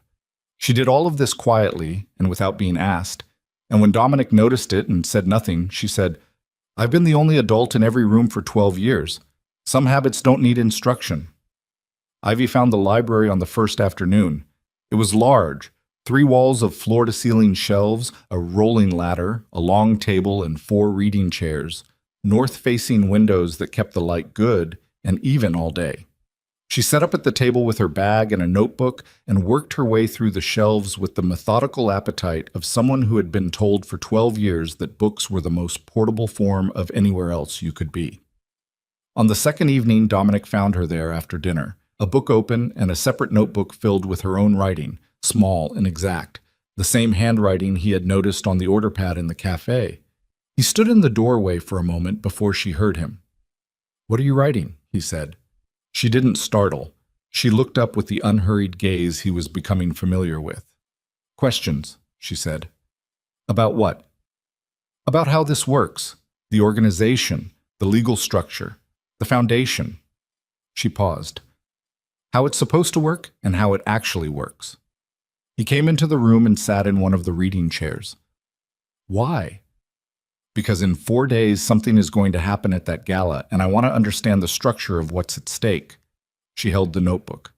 "I've been reading the Foundation's public reports. They're in the library, from the last 6 years, and there are things that don't connect." He looked at her. "The investment yield on the Eastern portfolio doesn't match the publicly reported returns," she said. "The gap is small enough that you'd miss it if you weren't looking specifically at the quarterly granularity. But it's consistent over 3 years. Someone has been skimming from the returns before they hit the reported numbers." She handed him the notebook. He looked at the figures she had written, the comparison, the gap, the consistency. He looked at his 12-year-old daughter. "Where did you learn to read financial reports?" he said. "Mom made me learn when I was 9, she said. She said the most dangerous thing a woman can be is financially illiterate." A beat. She also said the second most dangerous thing is being surprised. He looked at the notebook for a long moment. Then he looked at her. "The numbers you found, this is evidence of a secondary extraction, different from what Sanaa found but connected to the same network." "I know," Ivy said. "That's why I wrote it down." He sat in the library with his daughter and the financial records of an organization he had run for 20 years and began to understand the specific shape of what Lucien had built. Not a blunt assault on the Viscari Empire, but a slow, precise excavation of it, conducted from inside its own foundations year by year, moving money and information and loyalty into position with the patience of someone who knew exactly how long they had and had never been in a hurry. He thought about the gala. Ballroom, 300 guests, cameras, the legitimate face of everything. He thought about Rourke somewhere in the estate, filing reports to an audience Dominic couldn't see. He thought about a photograph of an old man sitting at a desk, looking directly at the camera, having decided the time for patience was finished. The fourth day arrived. The Hartwell was the kind of hotel that had been built in an era when buildings were meant to announce something. Grand entrance, high ceilings, ballroom on the second floor with floor-to-ceiling windows that opened onto a rooftop terrace overlooking the city's central district. The foundation had used it for the gala 3 years running. The venue knew them. The catering staff knew them. The room setup was familiar, the flow established, the logistics reduced to the comfortable routine of repetition, which was, Dominic understood now, exactly the problem. He arrived at 4 in the afternoon, 3 hours before the event opened, with Barris and 2 members of the reviewed security team. He walked every inch of the room. The ballroom, the terrace, the service corridors behind the kitchen access, the stairwells at both ends of the floor, the elevator banks, the utility rooms. He did it himself, personally, because there was no one else he trusted to have the same specific knowledge of what he was looking for. He found 3 things that shouldn't have been there. The first was a small device attached to the underside of the main communications panel in the security office adjacent to the ballroom, a signal interceptor capable of disrupting the encrypted frequency the security team used for their earpieces without blocking the frequency entirely, causing selective outages rather than complete failure. The kind of device that was placed by someone who knew the security frequency, which meant someone with internal access. The second was a key card in the catering manager's office that had not been issued by the hotel. A duplicate, created for a room whose lock had been recently changed to match the duplicate's code. The room was a utility space 2 doors from the ballroom that could function as a staging area. The third was a name on the supplemental catering staff roster that matched a name in the Viscari personnel files from 9 years ago. A man who had left the organization had been allowed to leave quietly, without incident, and had not been seen since. Dominic looked at the 3 things and thought about the photograph. Come home and we can finish this the right way. He understood now what the right way was. Not gunfire in a farmhouse, not a car on a mountain road. A public event. A crisis engineered in a room full of witnesses. Security communication disrupted. A staging area prepped. A planted asset in the catering staff. And somewhere, on the rooftop probably, with a sightline to the terrace, something or someone that constituted the final piece. He called Mara. She and Ivy were in a suite on the 9th floor of the hotel. He had moved them there at noon, which Mara had accepted without objection, which told him she understood the geometry of what tonight was. It's set up, he said when she picked up. How bad? Sophisticated, planned well in advance, they know the room. Do you know how many people? Not yet, but I know the move, or most of it. A pause. And the part you don't know? Whether Lucien is in the building himself or whether he's running it from somewhere else. Does it matter? Tonight? Yes. He was looking at the ballroom through the security office window, the tables being set, the staff moving between them, the chandeliers lit above a room that in 3 hours would be full of people who had no idea what the evening was going to be. If he's here, there's a chance to end it completely. If he's not, I take apart what he's built tonight and deal with him separately. Be careful which one you're hoping for, Mara said. Why? Because wanting to end it completely is how you make mistakes. You know that better than I do. He stood at the window and thought about whether she was right. He decided she was right. He decided to file it and move past it because there was no version of tonight where careful was going to be sufficient, and the best he could do was careful and fast and hope the combination held. The guests began arriving at 7. The ballroom filled with the specific noise and warmth of 300 people who believed themselves to be attending a charitable gala and had dressed accordingly. Champagne. String quartet in the corner.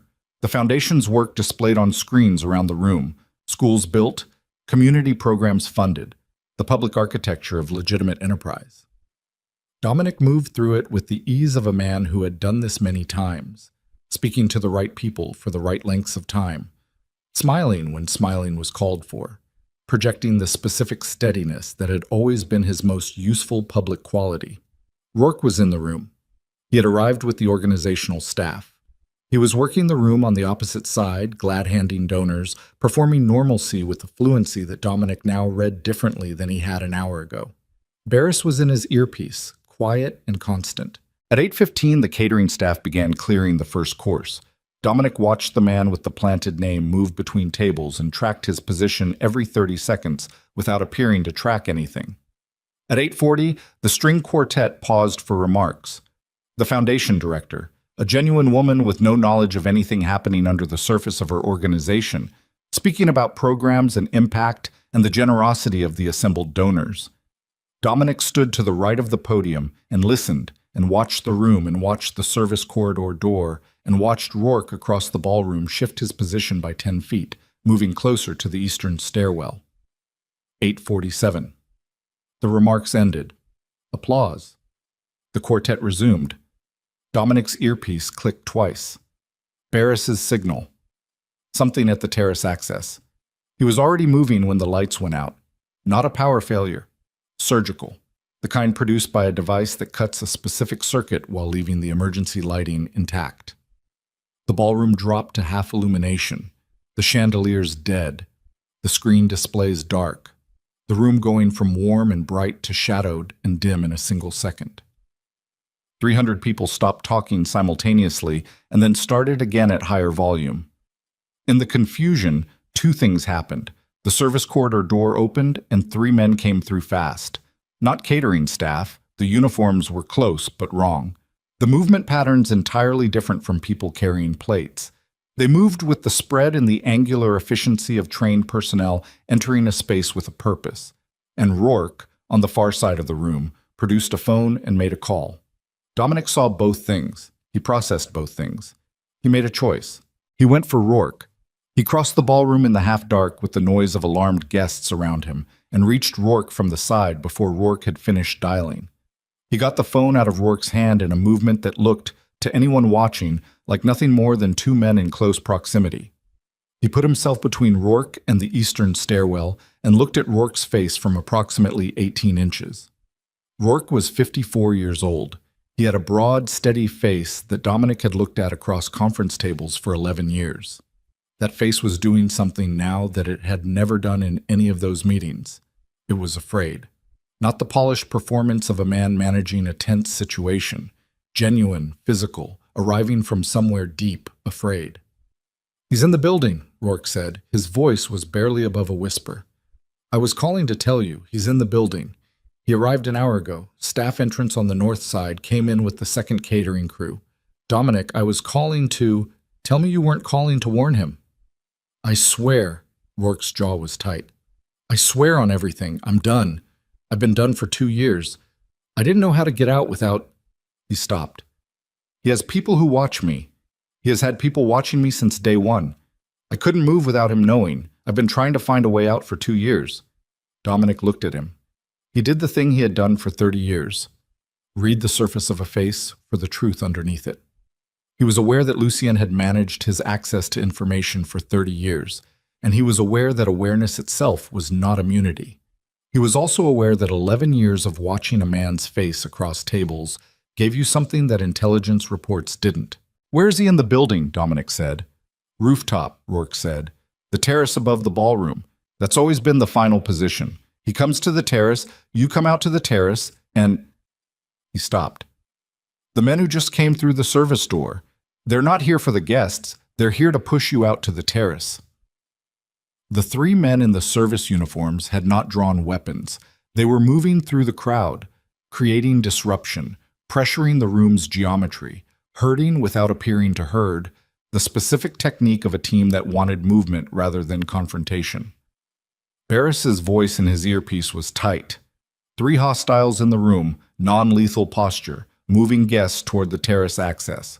2 more at the north stairwell. "We have a guest with a medical situation in the east corridor. Possible distraction. Hold all positions," Dominic said into the earpiece. "Do not engage the room. Get civilians toward the west exit, quiet as possible. No panic.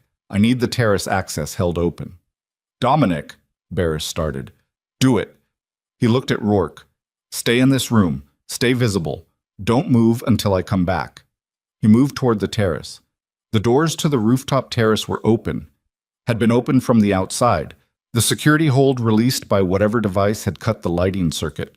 Night air came through, city noise, the distant grid of lights spreading in every direction below. The terrace was wide, a broad stone platform above the city, with the ballroom glass behind it and the urban skyline in front of it, and the particular quality of height that stripped everything down to essential components. Lucian Viscari was standing at the terrace railing. He was older than the photograph had suggested and younger looking than 12 years of supposed death should have allowed. He was wearing a dark suit that had been fitted well once and still held its shape. His white hair was neat. His posture was the posture of someone who had been waiting a comfortable amount of time and was content to wait a little longer. He turned when Dominic came through the terrace doors. He smiled. It was the same smile Dominic had seen across dinner tables for 30 years. The patient, informed smile of a man who believed he understood the situation better than whoever he was talking to. The smile of a mentor. The smile of someone who was always several steps ahead and wanted you to know it. Dominic, he said. His voice was older. The texture of it had changed, but the cadence was exactly what Mara had described. The rhythm she had recognized through a phone speaker in a back room 6 months ago. The rhythm of a man who gave instructions and didn't repeat them. Lucien, Dominic said. He stopped 10 feet from him. He didn't draw his weapon. He looked at the old man at the railing and thought about 30 years and felt the full weight of it sitting on him and let it sit. You found her by accident, Lucian said. That's genuinely true. I want you to know I know that. The rock slide, the rerouting, pure chance. He seemed to find this interesting rather than troubling. I've been planning for contingencies for a long time, and that one never appeared in any model I ran. But you adapted, Dominic said. I always adapt. He turned slightly, looking out at the city. Do you know how long I've loved this family? Genuinely. Your father and I built something real, something that was supposed to outlast us both. He paused, and then he died, and you took it apart. Not quickly, slowly, decision by decision, relationship by relationship. You were always too sentimental for this work, too willing to let emotion cloud the ledger. You mean Mara. I mean everything she represents, vulnerability, attachment, the specific weakness of a man who lets himself love something the wrong people can use against him. He turned back.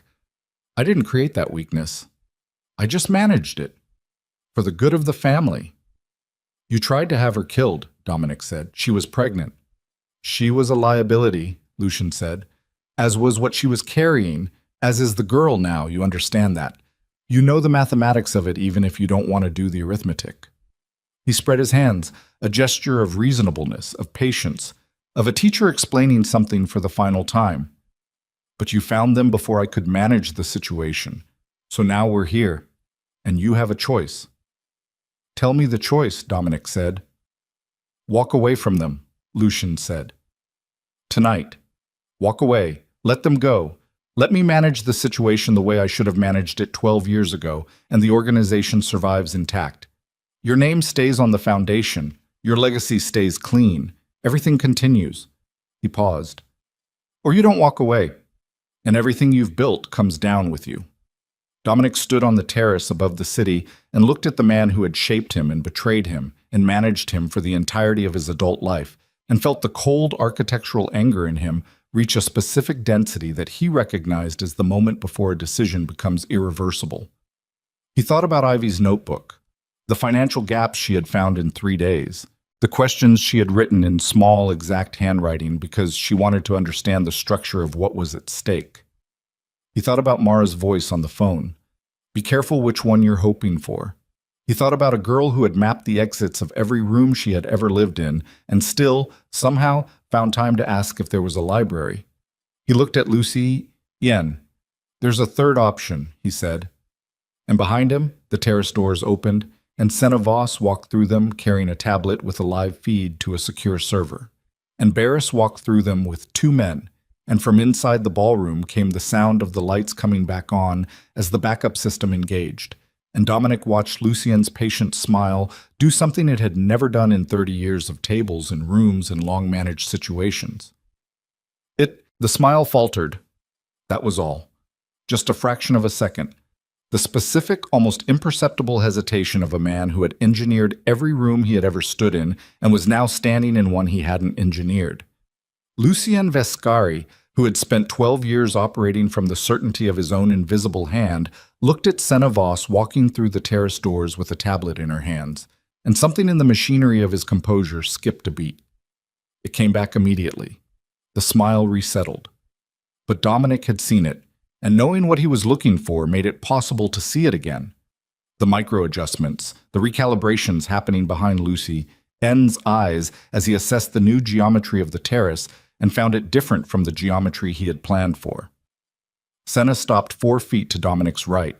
She turned the tablet's screen outward. It displayed a live connection. Not to the secure server she had mentioned, but to something else. A split screen.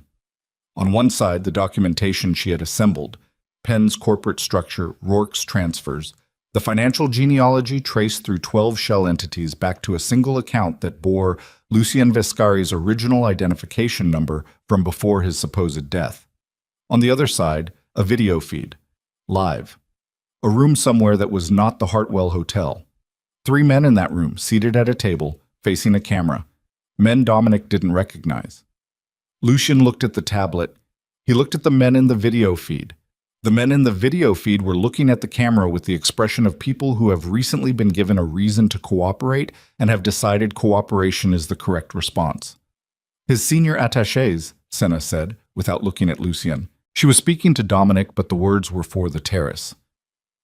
The 3 men who have been running his operational network for the last 7 years. They were located 6 hours ago. They're currently speaking with law enforcement at 3 separate locations. She paused. They've been speaking for approximately 2 hours. Lucien looked at the tablet for another moment. Then he looked at Dominic. The patient smile was gone.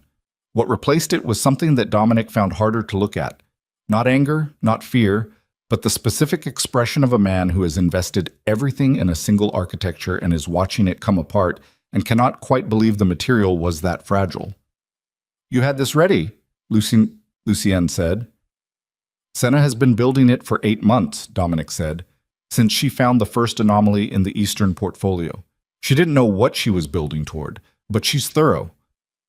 8 months, Lucien said. He seemed to turn that over. Before the girl. Before the girl. A pause. The city spread below them, indifferent and enormous, lights in every direction to every horizon. Wind came off the rooftop and moved through Lucien's white hair, and he didn't do anything about it.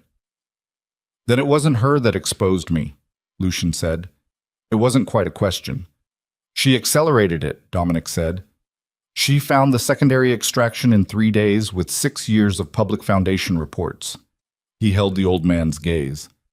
"My daughter is smarter than you planned for."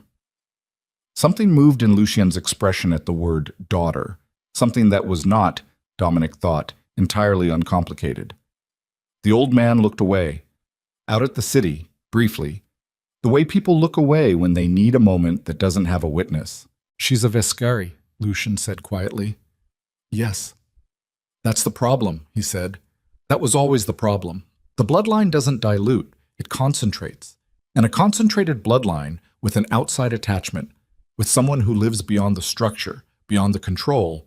"Stop," Dominic said. Lucien stopped. "I don't want the argument," Dominic said.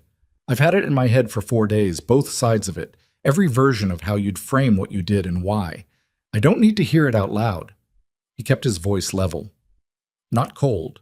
Something past cold. Something that had moved through cold and come out the other side into a place that was just very, very clear. "Here's what happens now. Barris." Barris moved forward. Lucien looked at the 2 men who came with Barris, and at the tablet in Senna's hands, and at the live feed of his 3 senior people in 3 separate rooms, and he made the assessment that a precise man makes when the mathematics no longer support any available option. He put his hands forward. He didn't say anything. He looked at Dominic once more, briefly, with an expression that Dominic spent a long time afterward trying to categorize. It wasn't regret. It was something older and more specific than regret. The look of a man who has spent his life certain he understood something fundamental about power and loyalty and the maintenance of order, and has arrived at the end of that certainty and found himself unable to identify where the error was. Barris put cuffs on him. Lucien let it happen without resistance. They took him through the terrace doors and into the service corridor and out of the ballroom and out of the building. The law enforcement presence that Sina had arranged, not the city police, a federal task force that had been building a separate case on Vescari organizational activity for 3 years and had been quietly provided with everything Sina had assembled over the last 4 days, was waiting at the north service entrance in 3 unmarked vehicles. Dominic stood at the terrace railing and watched them go. He stood there for a while. The city did not notice. 300 guests inside the ballroom were being managed by staff and the foundation director and the returning lights, and a story about an electrical issue that was plausible enough to explain most of what had happened. The 3 men who had come through the service door were contained in the basement level, where 2 of Barris's reviewed people had taken them with a minimum of noise and a maximum of efficiency. Rourke was still in the ballroom, still visible, doing what Dominic had told him to do. His face the face of a man who had been holding something for a very long time and had just put it down and didn't know yet what his hands were supposed to do without the weight. Senna came back to the terrace. She stood beside him at the railing and didn't say anything for a while. "The federal case," Dominic said, "it absorbs everything we provided. It becomes the primary record." She looked at the city, which means the Foundation's involvement is part of that record. "I know. The legitimate infrastructure, the portfolio, the programs, the public work, it's all going to need to be restructured, independently audited, probably placed under independent management during the review period." She paused. "It survives, if you want it to, but it won't be yours, not for a while." "I know," he said again. She looked at him, and the other part.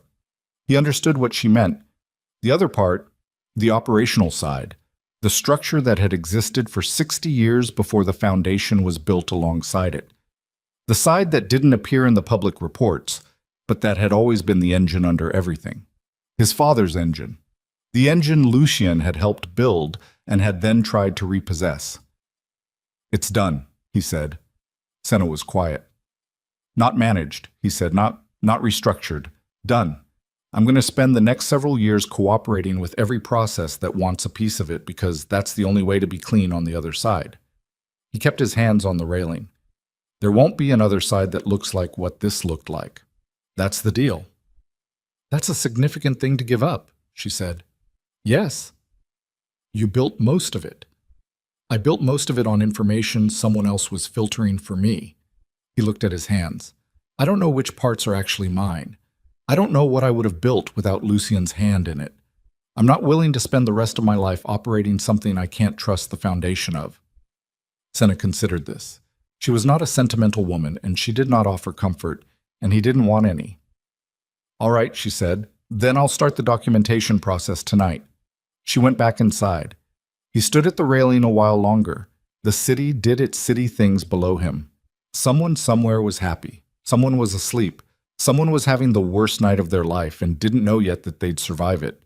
He pushed himself off the railing and went inside to find his family. Mara was in the 9th floor suite when he knocked. She opened the door herself. Torres was in the corridor, his face saying that the night had resolved in a direction that was livable. Inside, Ivy was at the window seat with the notebook on her knee, looking at the city from the hotel's height, the same city he had been looking at from the terrace 20 floors above. She turned when he came in. She looked at his face with the direct, reading attention that he had come to understand was her primary mode. Not performance, not the performed casualness of a child trying to seem unaffected.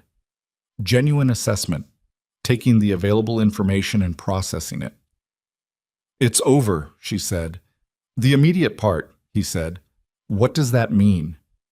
"It means what was going to happen tonight has happened, and the people responsible for the last 12 years are in custody, and from here it's a legal process rather than a physical threat." Ivy turned this over. "That's not the same as over." "No, it's not. There's a lot ahead that's going to be slow and difficult and expensive, and some of it will be public." He sat on the edge of the chair across from her window seat. "I'm not going to tell you it's clean. It isn't." She looked at him. "But we're safe." "Yes. As much as I can guarantee that, yes." She looked back at the city for a moment. Then, was it him? The one from the photograph? Yes. What happens to him? He'll be prosecuted. He's an old man with significant resources who will use those resources to prolong the process as long as possible. But the evidence is complete and the documentation is solid, and the people closest to him are cooperating. He paused. He'll spend what's left of his life in a room he didn't choose. Ivy was quiet. She looked at the notebook in her hands. He thought the bloodline was the important thing, she said. It wasn't a question. She was working something out.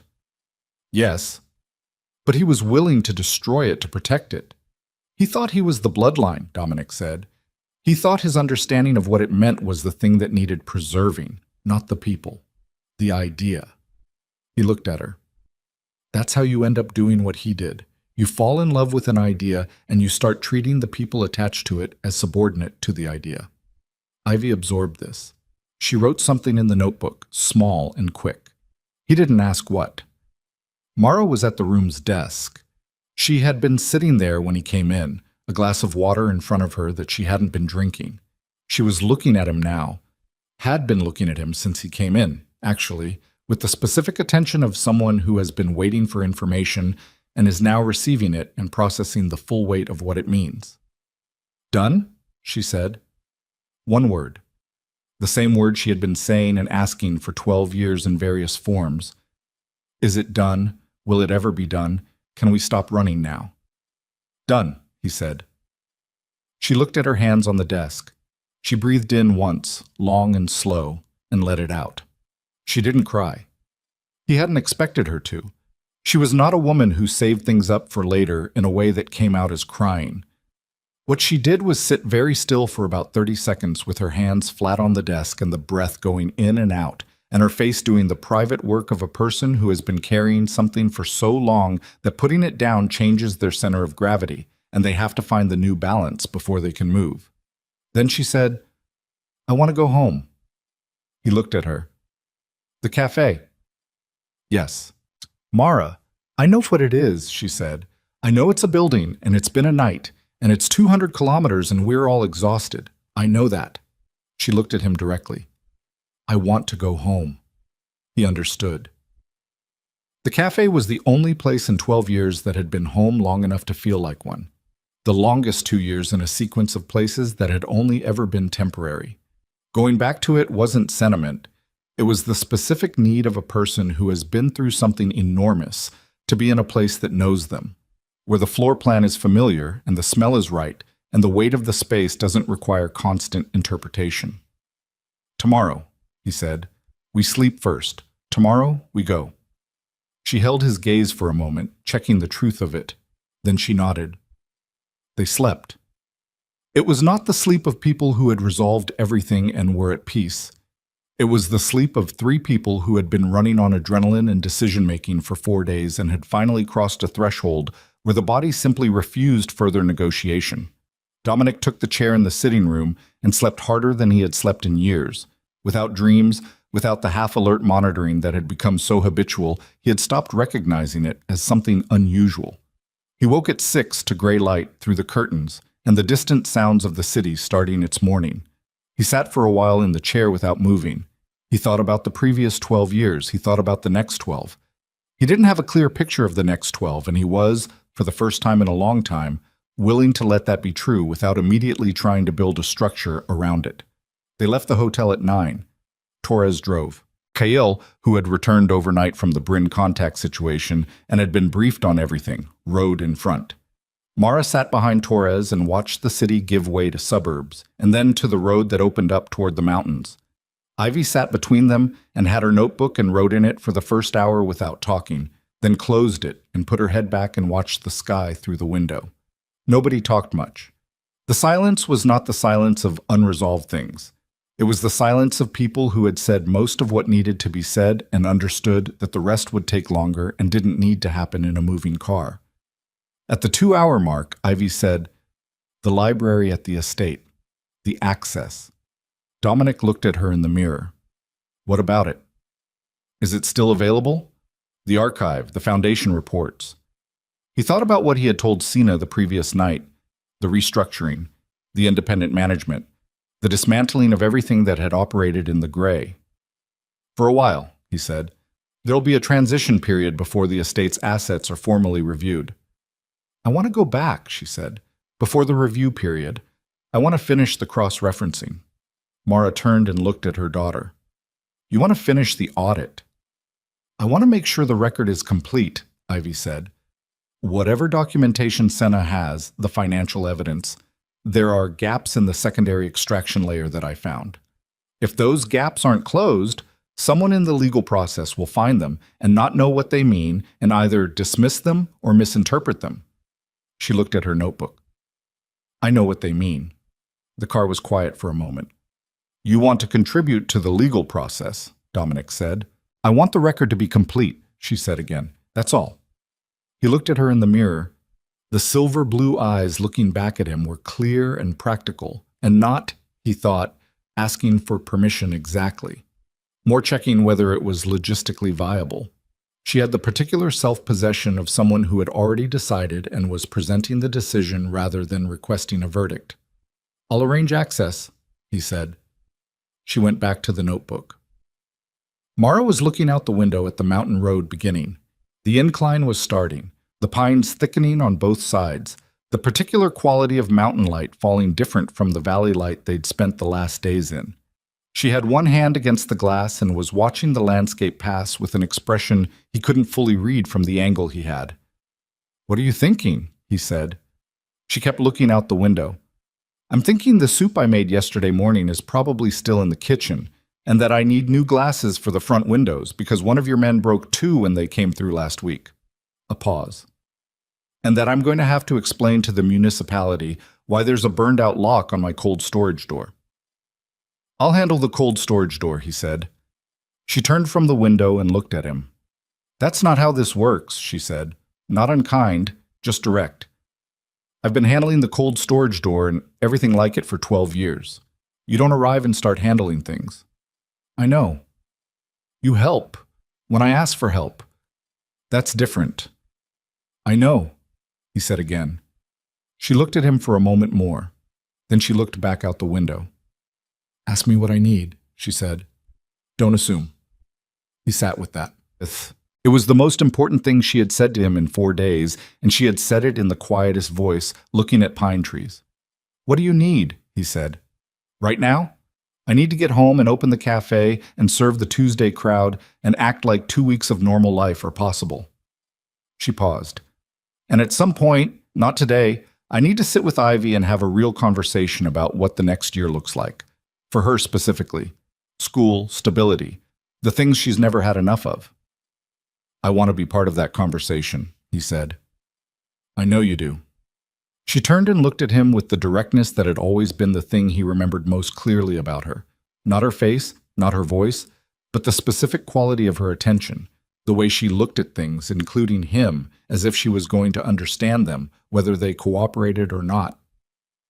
You can be. But you're going to have to understand that being part of the conversation doesn't mean driving it. Understood. And that 12 years of not being there doesn't get remedied by being there very intensely for a short period.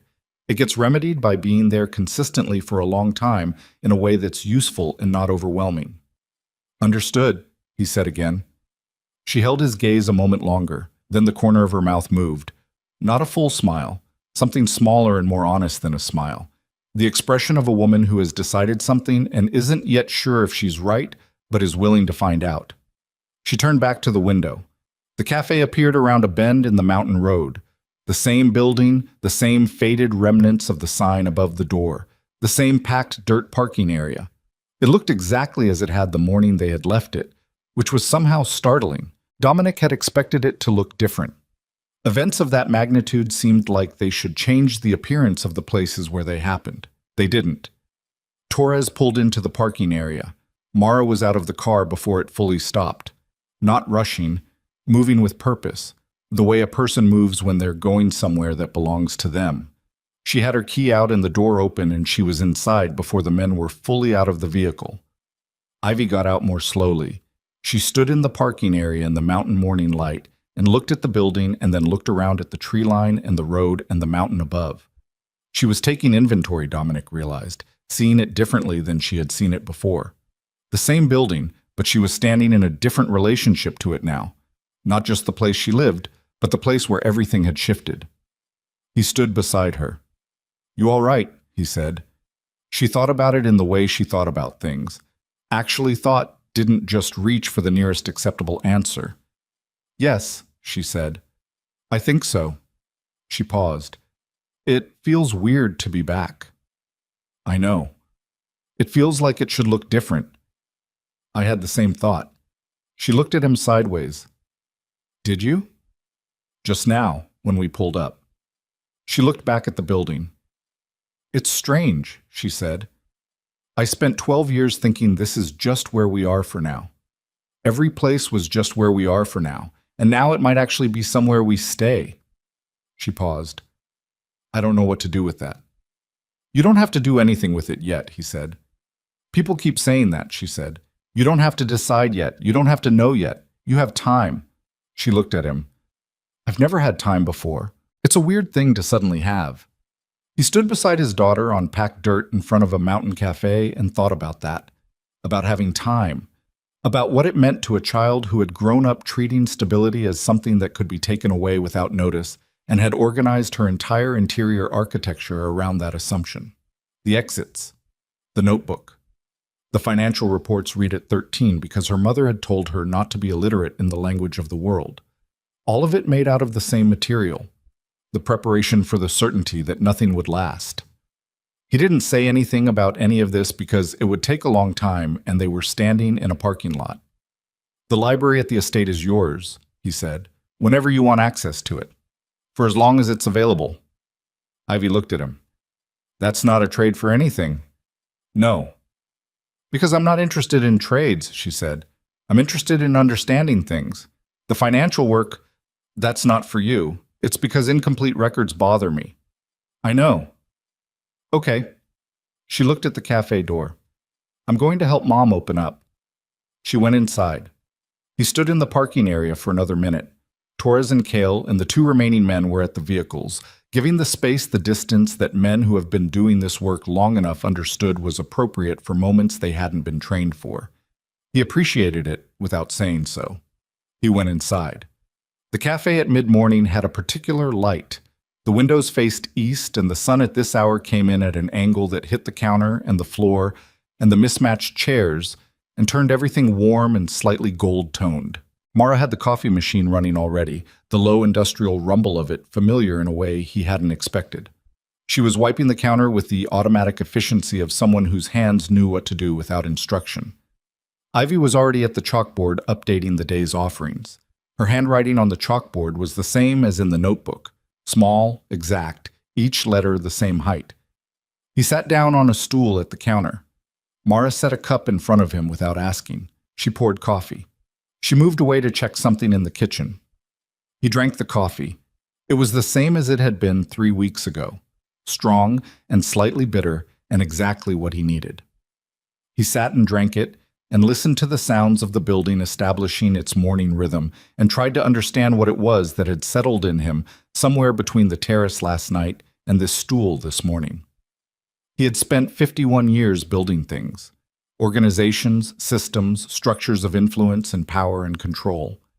He had built them well, and he had built them with the specific intelligence of a man who understood that the best structures were the ones that could survive the removal of any single person.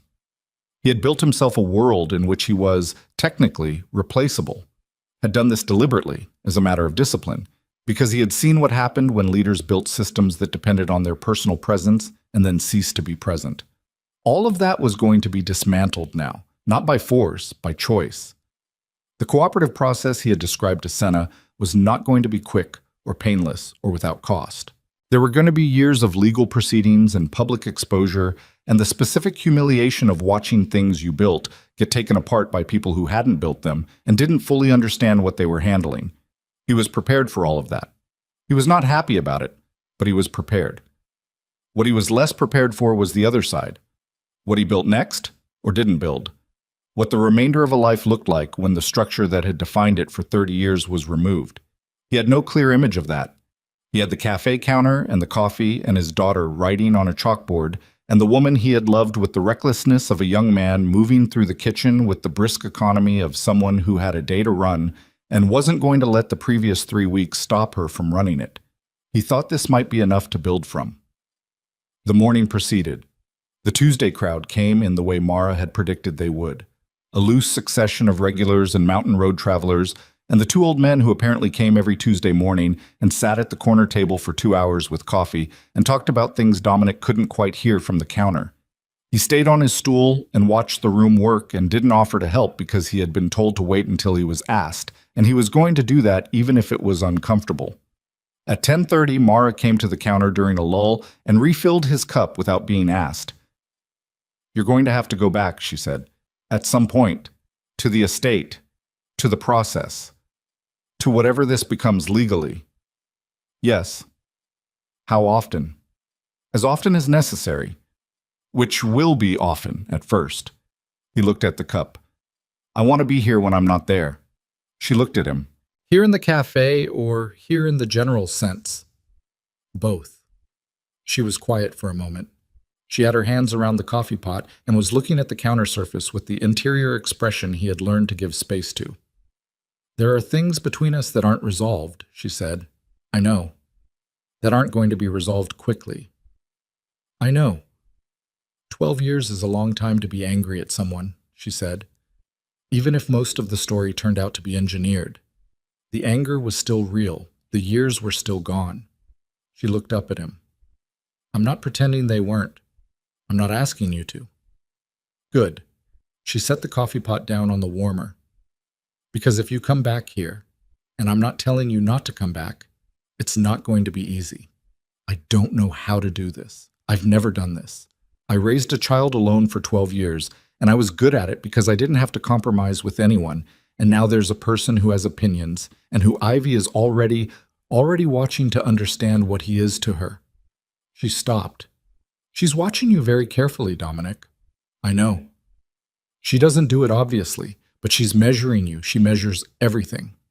Mara's voice was matter-of-fact about this in the way that 12 years of parenting gave you matter-of-factness about things that might otherwise be alarming. "She's going to keep measuring for a while.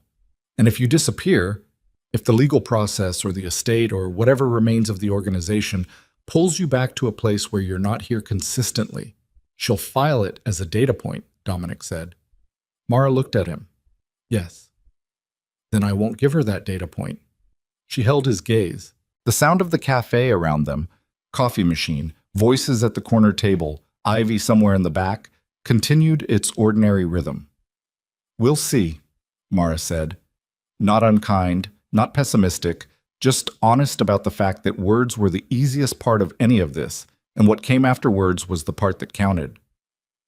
She picked up the coffee pot and moved to the corner table. He sat with the coffee and the morning light and the familiar rumble of the machine and thought about the word she had used, consistently. He turned it over. He had been consistent in his life, ruthlessly consistent. In fact, consistent in his work and his discipline and his management of risk. He had never been consistent in the specific way she was describing, which was the consistency of presence rather than the consistency of performance. Showing up, not when it advanced something, but simply because you said you would. He thought he could learn it. He was not certain, but he thought so. Ivy came out from the kitchen with a tray of clean cups and set them on the shelf behind the counter. She paused and looked at him. "The 2 old men in the corner," she said. "They come every Tuesday. Your mother mentioned. They've been coming since before we got here. The owner before us apparently always had their table set when they arrived." She set the last cup on the shelf. "I started doing it when I noticed. They've never mentioned it, but they sit down faster on Tuesdays than any other table." He looked at the 2 old men who were deep in conversation over their cups and looked back at Ivy. She said this the way she said most things, factually, without decoration.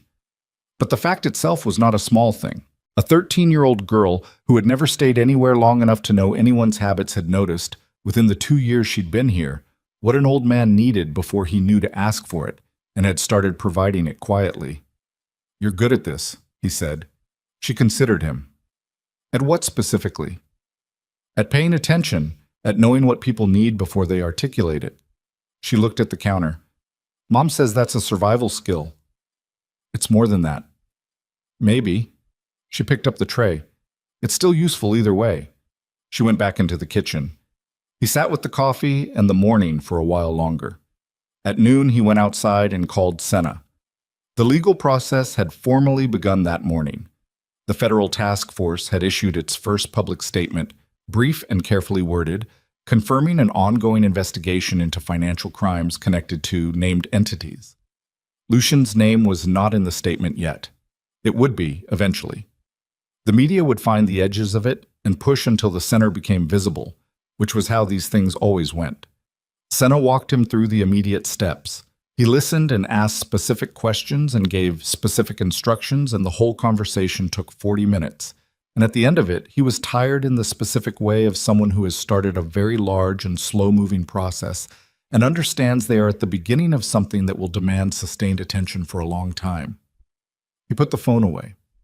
He stood in the parking area in the mountain noon light and looked at the cafe and thought about what the next year would look like. The legal process. The estate. The long, grinding work of disentangling 60 years of organizational structure. It was not going to be clean or fast or without pain. There were going to be costs he hadn't fully calculated yet. People who would be affected by decisions he made in the coming months, who had not anticipated those decisions and hadn't deserved to be caught in them. He couldn't do anything about the weight of that except carry it honestly and make the decisions as well as he was able. The afternoon came in slowly, the mountain light changing direction, the gold angle of morning giving way to the flatter illumination of midday, and then beginning the long turn toward early evening. The cafe thinned out as the afternoon progressed. The Tuesday regulars gave way to the occasional road traveler. Mara moved through the quieter hours with the practiced efficiency of someone managing a small operation who understood that the quiet hours were when the maintenance happened. The inventory, the prep for tomorrow, the small repairs that accumulated in any functioning space. At 3 o'clock, Dominic took his jacket off and went behind the counter. Mara turned from the shelf she was organizing and looked at him. "The back storage unit on the south wall," he said. "The door hinge is wrong. I noticed it last week. Do you have tools?" She looked at him for a moment, then, "Cabinet under the sink, left side." He found the tools. He fixed the hinge. He did it carefully and correctly because he was a man who had always believed that the things worth doing were worth doing well, regardless of scale, and a storage door with a bad hinge was a thing worth doing well. When he came back to the counter, Mara looked at the door and looked at him. "The lock on the cold storage," she said. "That's a bigger job." "Tomorrow," he said. "If you want." She considered. "Yes," she said. "Tomorrow." He stayed through the evening. At 6, Ivy set the tables for dinner service with the same quiet precision she set everything. The silverware placed at exact intervals, the salt and pepper centered, the paper menus squared to the table edge. She did it in the time it took Dominic to drink another cup of coffee and watch her and understand that whatever she was becoming, had been built entirely by the specific conditions of a life that hadn't been easy and had required her to be more than she should have had to be at 12 years old. He thought about what he owed her. He had been thinking about it since the cafe counter 3 weeks ago, and the answer kept getting larger and more complex and more impossible to reduce to any single action or statement. You didn't repay 12 years of absence with presence, no matter how consistent. You didn't make up for what she had been through by being there now. What you did was be there now and let the now accumulate until it was its own thing rather than an apology for the past.